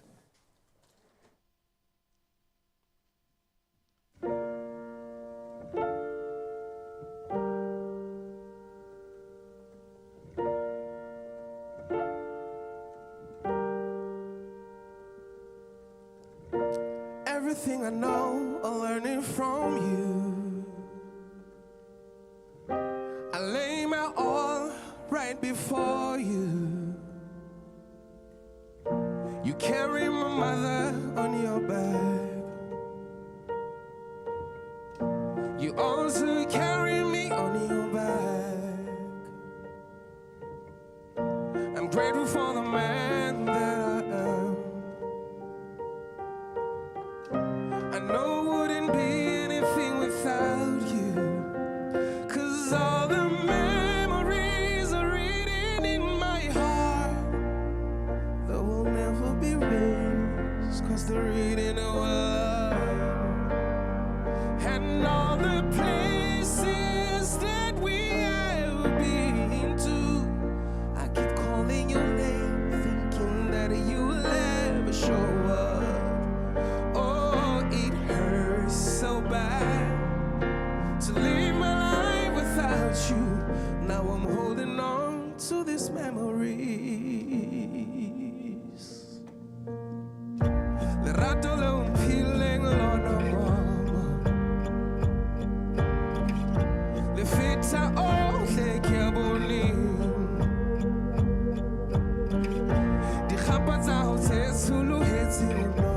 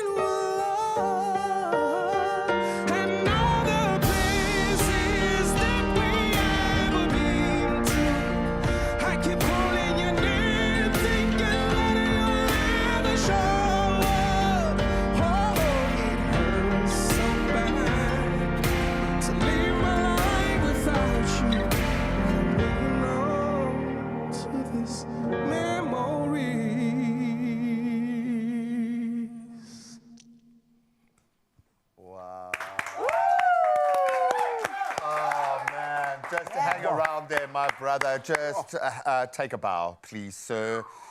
The whole studio just wandered off, like we just drifted off. I forgot that I was at work.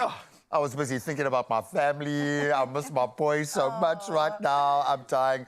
What a gift, man. What an absolute gift. Thank you so much. And Sirima's going to be sending us out. But again, thank you so much for coming back, rising amongst all those challenges and showcasing your magic with us. We absolutely appreciate you. Definitely. Well, listen, now that we're set up really nicely for our Monday and the motivation has kicked in, we definitely want to hone in and focus on Mandela Day. That's happening just around the corner. The 18th is when it goes down. And we also want to do our part. So we'll tell you a bit about our packing and making sure that young kids are fed across South Africa.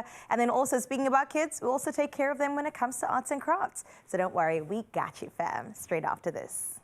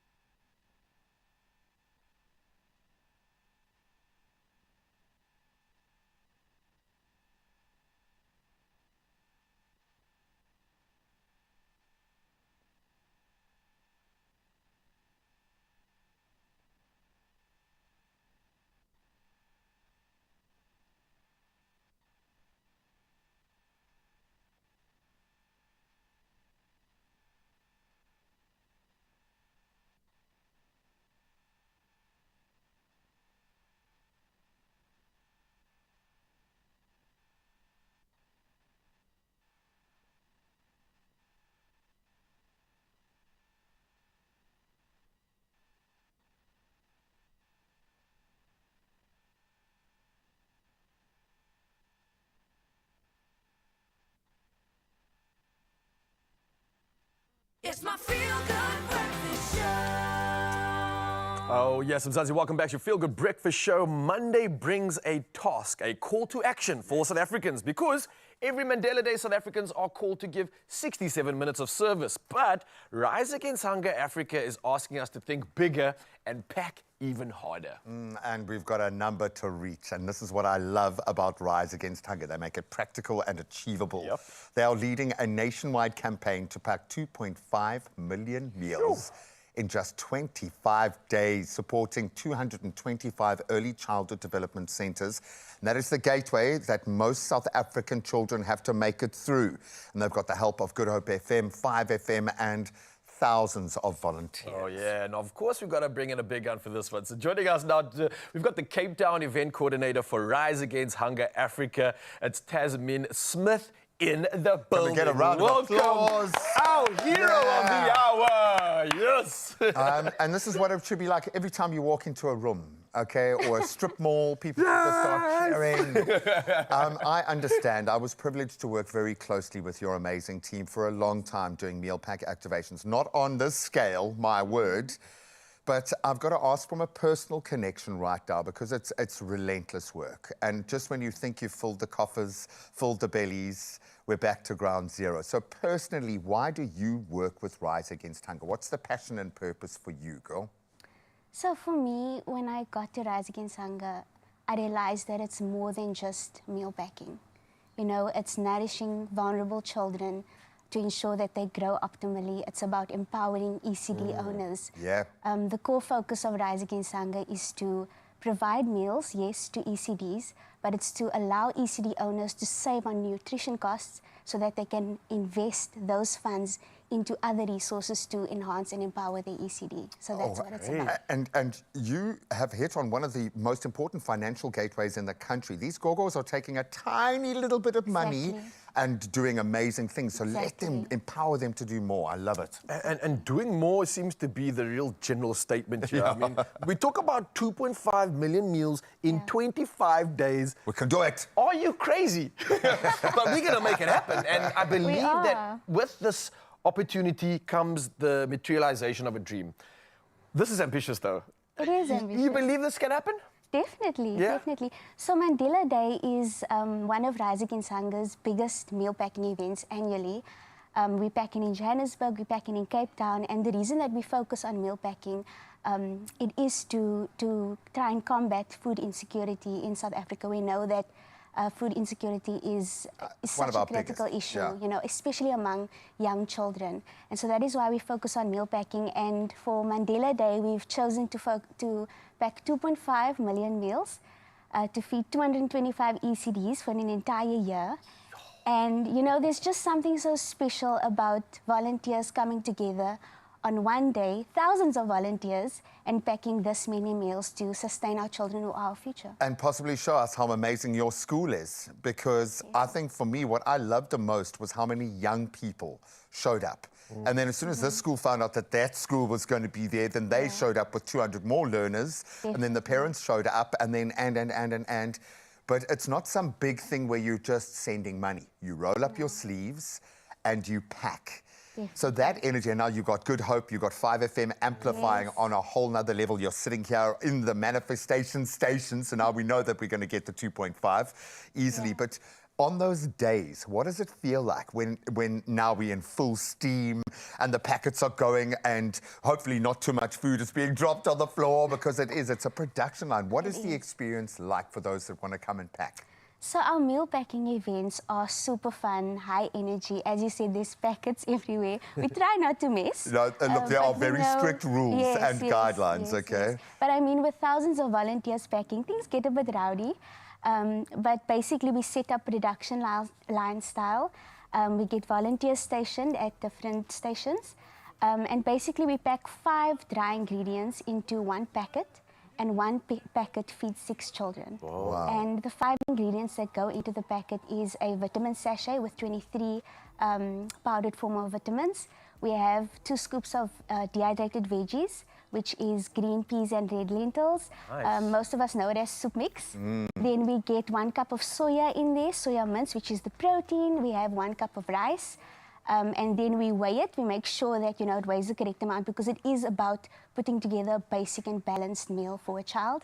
So we weigh it, we seal it, we put an expiration sticker on it, and we pack it into a box that equates to 216 meals. Oh, I love And those that. boxes are distributed on a daily basis to all the early childhood development centres that we support. And just, you want to be there on those days when the nutrition arrives to see the back end. If you're a company looking to spend money in the purpose space, to get your recognition, to get your airtime, those sorts of things, this is how you do it. It's plug and play. It is so good for your Mandela Day. But how can people support what you're doing very quickly? I know we're going to do some packing, but if people want to connect, if they want to pack, how do they reach you? Sure. Okay, so if people can't make it to the venue on the actual day, there are ways to give online. So we do encourage monthly givers. It only costs 74 Rand to support a child for an entire month while they attend their Come on. And I mean, that's nothing to most of us, but for that child, it is everything because it might be the one nutritionist meal that they'll get for the that only day. one. Yeah. And So a we quality meal at that. Yeah, we encourage once-off giving as well. If you'd like to invite us to host a meal packing event at your company, you're welcome to contact us on our website as well. But it's all about getting hands in and 100%. showing up and packing the meals, and that's why we're here today. And we're going to do exactly that. Mzansi Tasman's going to be sticking around and showing us how we put all this incredibleness together. And we're going to give you front row seats to seeing what an RNA session might just look like. And I know the goal's big. Last year at Tanton, they did about 580,000 meals. So for Cape Town, we're going to be stepping up and showing them Cape Town, just we're what going to energy's beat that. needed. Yeah, Come on. It's going to happen in just a bit. For now, though, let's do something for the kids, something special. Anil, they're still on holidays, so you might be wondering, what can I do with them? Well, we got just the answer.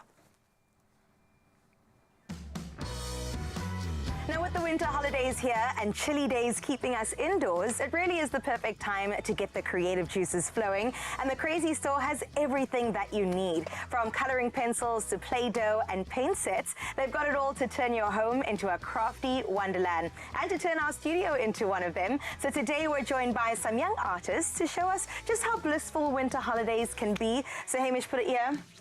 Yes, we've got Jaylee in the house, and of course our boy Noah. You guys good? Are you enjoying winter holidays? Yes. Yes? Okay, so we are going to get into something so good. We're going to paint. I've got my bag here. See, Jaylee, you've got a bag too. Noah and Hamish are going for a canvas, and I've got to ask you guys one question. What kind of crafts are you going to be working with today? Jaylee? I'm going to be working with cookies and paint. Nice. Are we going for the bag first? Yeah. All right, Hamish, how about you? Artiste over here? I'm going to be using paint and this box here. I love that. I used to have one of these when I was your age too. Let's give it a look-see. We call them an art set. And it is exactly how I remembered. We've got the pencil crayons, the paint, everything that you need. What are you gonna make? I'm gonna try and make a mythical beast, a mix of a gorilla and a rhino. Oh my goodness, a gorilla and a rhino. Does it have a name?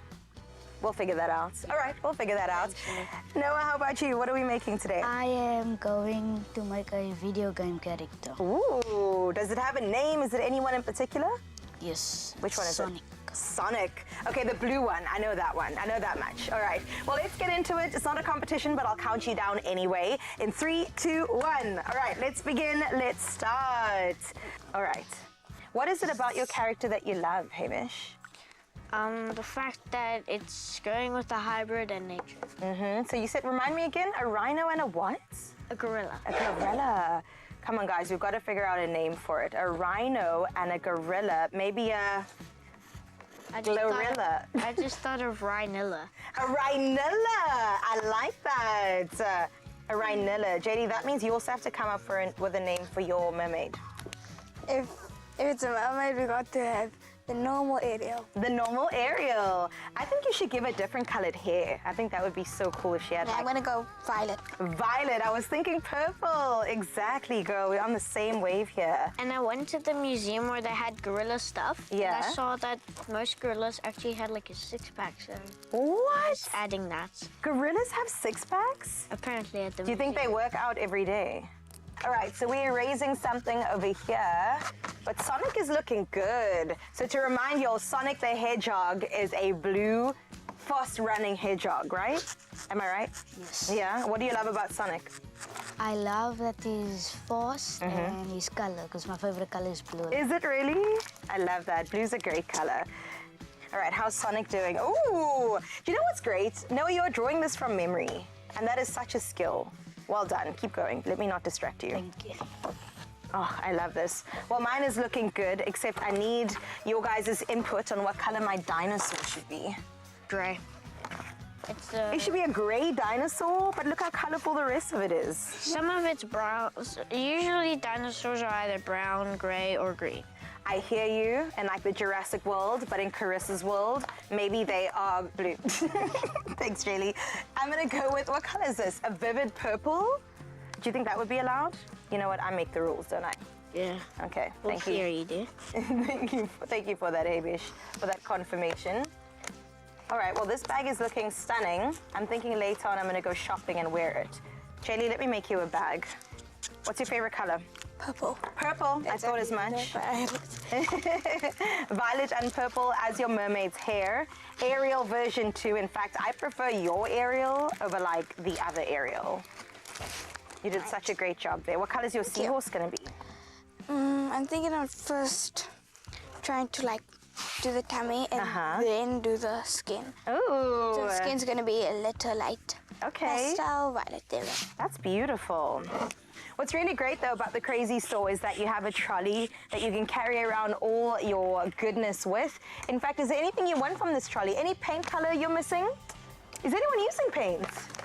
Hamish, are we gonna go into paint? No, No, really. Noah?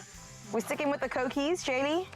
I'm gonna paint later. Maybe a bit later. All right. Well, I really like the purple one, and then maybe I'll also grab the pink book so you can take this with you and create more purple creations a little bit later. I think the holiday is going to be long. You're going to be stuck indoors, so you want to do as much as possible. All right, we're moving on to color, Noah. That's so pretty. I've also got these cookies over here that are really nice if you want to color in the inside. Do you know what I mean? Because look at this. So if you go for this shade, for example, peacock green, you've got the big one and the small one. Yeah? Shall I leave this here for you? All right, well, it's looking really good. Add on. Can we actually just show everybody's artwork? And this is the, remind us again. Actually, I'm just gonna call it the Garina. Garina! Garina, you've never seen it like this before. Green arms, a gray exterior with some brown toes. JD, let's see Ariel 2.0. Oh, she's cute or whatever. I love that. Purple hair. We're still going with the rest of her outfit. And then we've got Mr. Sonic the Hedgehog over here. Let's put that final touch on it, Noah, and then show how far we've gotten so far. It's so good. We're still gonna go with the red shoes, okay? Everybody's artwork is a 10 out of 10. Well done, y'all. You absolutely killed this. If there was one thing you could make out of clay for your winter holidays, what would you make? What I've drawn here. What you've drawn there. So I'm going to keep the green and the brown for you, or the gray, white and black. How about you, Jenny? I don't know, but probably make something cute. Something cute? Okay, you could try to make And a also a girl. puppy. And then what would you recreate your Sonic? I'll leave you with the blue dough. And All I right. will create multiple toys to keep me Ludo busy and for the You're right. In fact, you can go with all of these to keep our Sonic busy. Well done, guys. I'm so proud of you. And of course, shout out to the Crazy Store for giving us an endless supply of absolute goodness. And these little creators have definitely proven that rain doesn't have to be boring, okay? Stay indoors and have some fun, whether it's finger painting, coloring, or crafting with clay. The Crazy Store has everything that you need to keep the little ones inspired, but also, most importantly, entertained. Well done, y'all. Can you give yourselves a round of applause? Yeah. Whoever you are, whatever you need, you'll find great value for the whole family at the Crazy Store. So duck into a store near you and be surprised. Hey, got you sorted for the kids, but let's sort out the rest of the country because there are so many youth out there that need our help. And ahead of Nelson Mandela Day, we've got a lot of mouths to feed. And that's why I'm still sticking it out here with Tasmian, and she's going to be showing us about how the RAH are doing things. We're going to literally be packing these meals and showing you what an occasion can be for how impact gets created on such a beautiful level. That and a whole lot more to look forward to. So literally don't go anywhere. It's going to get busy out here. Ooh, and I hope you came hungry.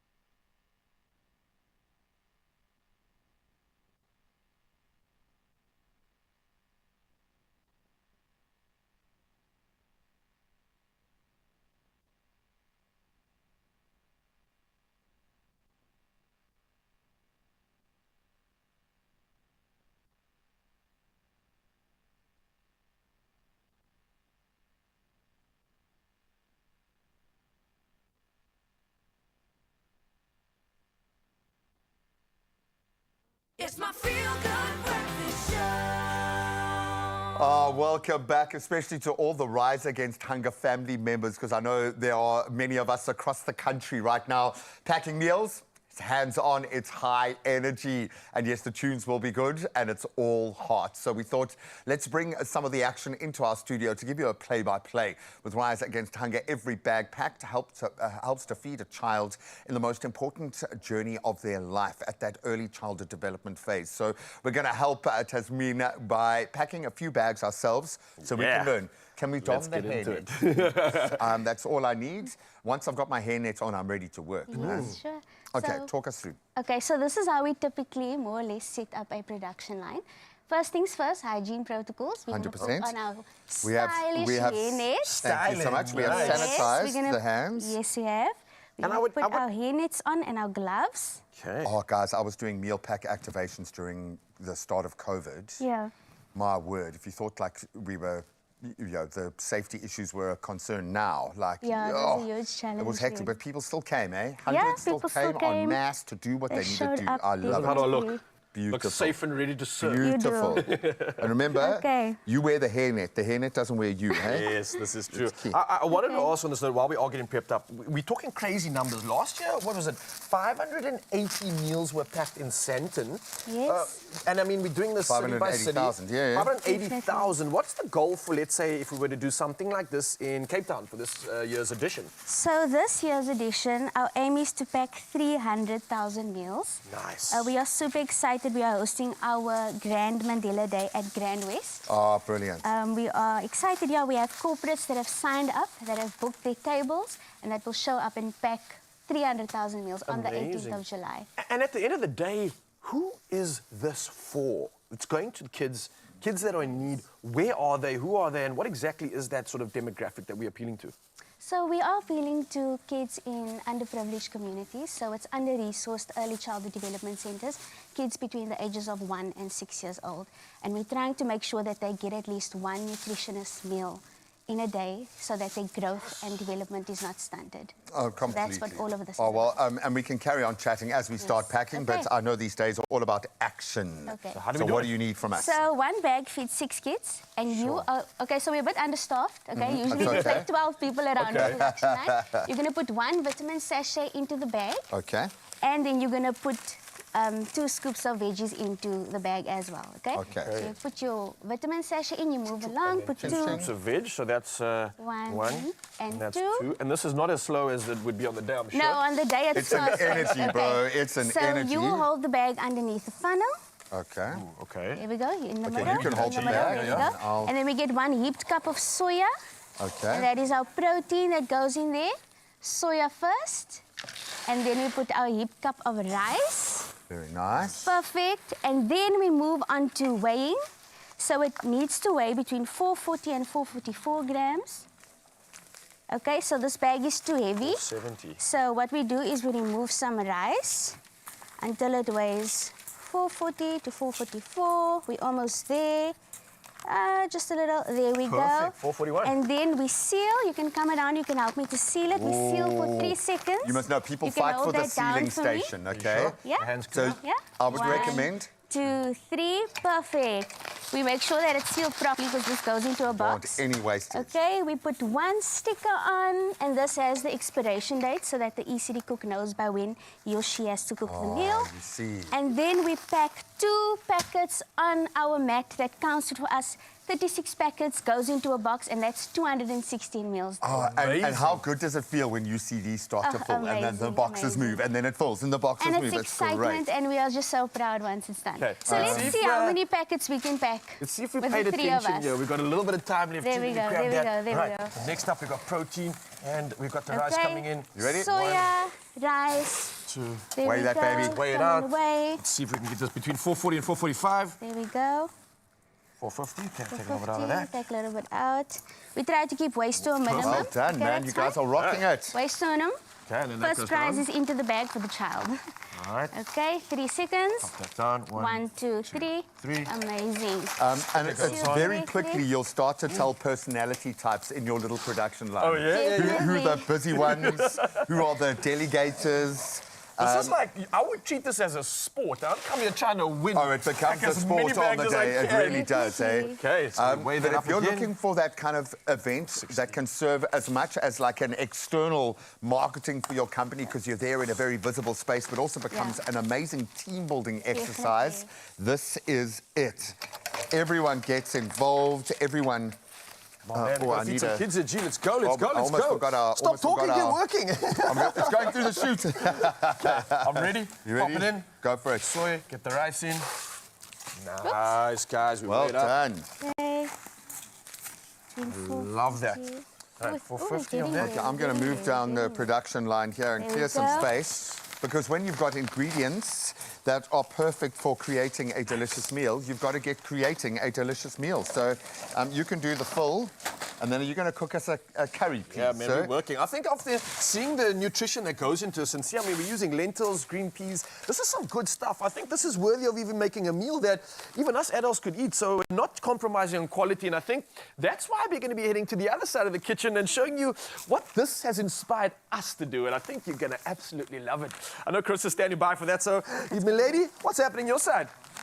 Let me tell you right now, we're getting into something so delicious. It's budget-friendly and also really great when it comes to nutrition. Not everyone has the privilege of filling their pantry with a long list of ingredients, but let me tell you, that doesn't mean a nourishing, delicious meal is out of reach. And today, we're showing off exactly how to make a budget-friendly lentil curry. It's so simple with everyday ingredients put together. And when I tell you simple, I mean 1, 2, 3 kind of simple. So I can't wait to get on started. So we've got most of our ingredients prepped here. So let me chuck this on.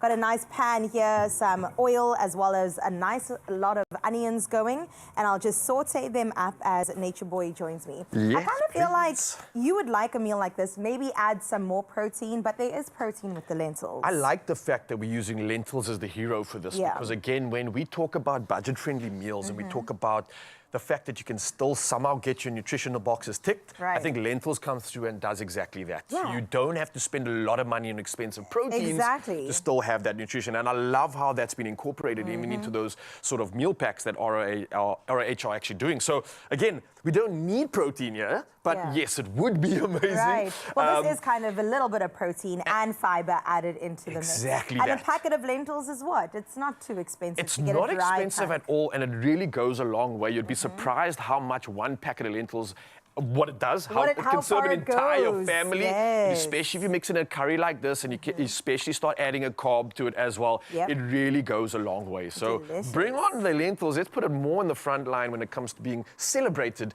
and incorporated into nutritional meals. The humble lentil being made a Yeah. superhero right now. So I've thrown in turmeric as well as curry powder because we are making a curry after all. And that's going to fry up, of course, the oils of the spices are going to be released too. I'm going to hold off on the salt and pepper, but we've got some garlic and some ginger. We'll just throw that in as well. What is a curry without a punch of garlic and ginger? It's not a curry. And on Expresso, what's a curry without it being done in a hurry? Yes, So we're just showing you how quick and exactly. easy it is to make this one as well. I love how we're getting all the standard curry, like sort of notes hit here, which makes Definitely. everything else a lot easier once you get the base right. 100%. Okay, that's going to go. And then we've got some nice ingredients here. We've got our lentils. You could have that either canned or you could make it soaked from scratch. Mixed veg, some stock, as well as some spinach, which we'll add in last. So we can go in. I mean, everything is pretty much cooked already. It is. There's such a convenient version. Obviously, using like canned lentils makes it that much easier. But if you want to be authentic and you want to maybe add a little pizzazz to your lentils before, you can definitely do that. You can put them on the boil. You can maybe add some extra flavor that you'd like to it. And this is where you can get creative. Again, it is kind of substituting a protein source. It is. So most of the time in the culture, you might see chicken going in here because it was the cheapest protein. Yep. Sometimes you'd even see chicken mixed with the lentil. Yeah. Just because, again, we didn't always have money back in the day. You're compensating for Yeah, the budgets lack were of tight. meat. Yeah. And even now in this current economic climate, I think South Africa would love a meal like this. You don't have to compromise on the wallet, but still tick that box of nutrition. And the flavor is going to be Yeah. amazing. I love lentils. I was pescatarian for a while, so this was my staple. My mom would make me all kinds of things, lentil curry, lentil burgers, and it would just be such a go-to for me. And it works well because if you crush it up, if you blend it, you can start making paste, you can start getting really creative with it. So again, I love how we are putting this one on the pedestal for this meal. Stock's ready to go in? How's it Stock looking? is ready. I'll just flavor everything with some nice salt and some nice We haven't even pepper. spoken about all the colours. We gotta Right, say, come eating on, the rainbow. eating the rainbow. You know, we get very, very happy when that's a fact, because it means that there's extra nutrition, extra vitamins going into this meal. So health boxes are ticked all the way, and we haven't even used any meat. South Africa's like, what? Should I trust this? Yes, you should. Trust this meal. And It's a goodie. expressoshow.com is where you get it. Also, these mixed veg packs, you can buy them in bulk, put them in the freezer, and then you always have them on hand. So we're just going in. Making the most, I'd say, convenient and easy curry that you could. Like, if there ever was an option, you don't have to prep much. Just have fun, put the action into the kitchen and into the pot, and be impressed by the comments you get from everybody that eats from this one. Alone will get people talking. So we did prep something in the future. I don't know if you mind me just, sorry, in the past. I'm pretending like I'm already in the future, because this is probably going to taste so good. Would you like to have a taste as well? Yeah, sure. Let's go for it. Maybe grab a spoon, because I only got one right stole one, but I'm going to get all of that lentil goodness in. Let's bring a little closer. Ooh, it's nice and warm still. Oh, yeah. I'm back home. Hey? The nostalgia Now, just tell hit me, me too. chew through it properly and tell me, do you think there needs to be meat in here? No, No. I'm not missing it. Right? Yep, that's delicious. I'm still getting a bit of a texture journey. Ooh, I'm still getting a bit of yeah. that sort of transition from soft, there's crunchiness in here, so it's giving me a bit of that meaty vibe as well. The flavor's there. The umami-ness is there. Perfect, come on. And also throw some coriander, some parsley for some freshness. You could grow that in your garden. You've got You a meal could. for the ages. Listen, Msanji, just another reminder, I think, to get involved in that incredible day. It's Nelson Mandela Day, 67 minutes of impact. And you saw just how easily we can do that by packing meals and getting involved and volunteering yourself. And again, showing you the inspiration from this too. So a lot to still look forward to here on the Feel Like Breakfast Show. We got entertainment to go through right now. And an opportunity for you to put moolah in your pocket. So don't go anywhere. This was good. Let me go for another bite. Nice.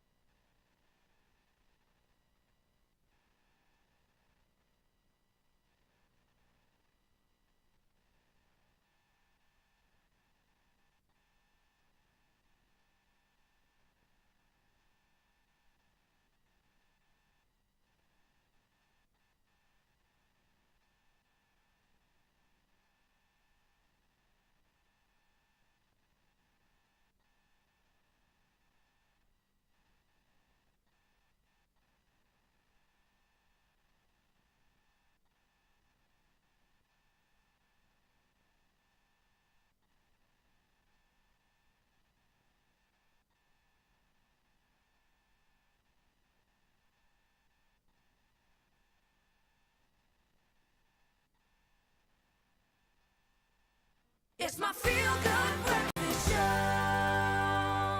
Welcome back. In case you missed it, the hairnet. I got you one just in case. Wait a minute, I'm missing out. I know, you feel like you're missing out. I don't even know if it's like physically possible, but we can give it a try. No, we're wearing these because we are supporting Rise Against Hunger. This Mandela Day, they're going for 2.5 million meals. If you're a corporate... Make it cute. It looks French on you. No, that's what I meant. You don't wear the hairnet, okay? The hairnet wears you. Sometimes you just got to flip the script. Absolutely beautiful. So please go and support however you can. We'll keep their details up, and then we'll maybe give you 500,000 rand. Support you with an opportunity to put 500,000 Rand in your pocket. And that's the Daily Lotto taking place today with an estimated 500,000 Rand in jackpots. And this is how you do it. You buy tickets now in store. You head to the nationallottery.co.za website. There's the mobile app. You got cell phone banking, or simply dial *120 *7529# and follow the USSDs. 5 ways to win. Make sure you get into one of those. All the details are on our Expresso social media pages. So go ahead and Panda Pusher Play Daily Lotto. And that is for an estimated 500,000 Rand jackpot. Lots of money to be won. Lots of jives to be also had. And a few tears to fall, because it's been that kind of day. Reconnecting with Sarami again after what has been an 8-year hiatus has been, I think, quite impactful on us this morning. He has been open. He has been vulnerable and he has sounded beautiful. So let's plug into him one last time this morning. Stage is yours, sir. South Africa, a legendary song called F Song by MJ. I hope you enjoy it, and thank you for having me.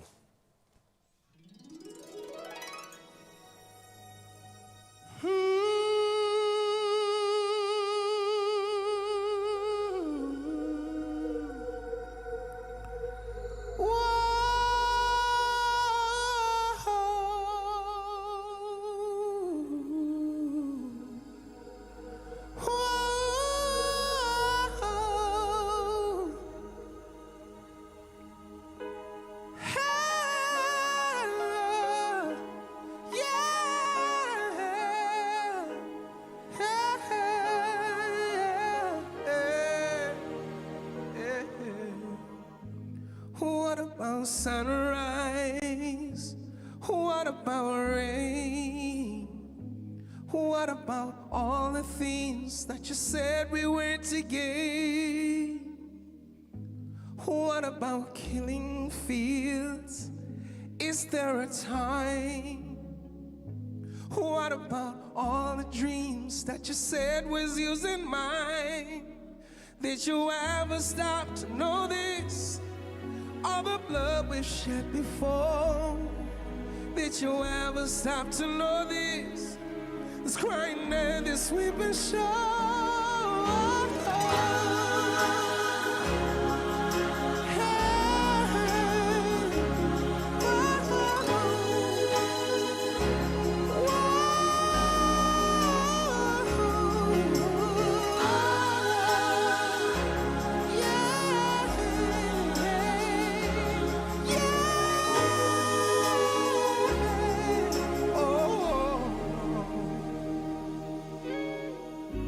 What have we done to the world? Look what we've done. What about all the dreams that you said was yours and mine? What about flowering fields? Is there a time? What about all the dreams that you planned your only son? Did you ever stop to know this? All the blood we've shed before. Another feel-good production.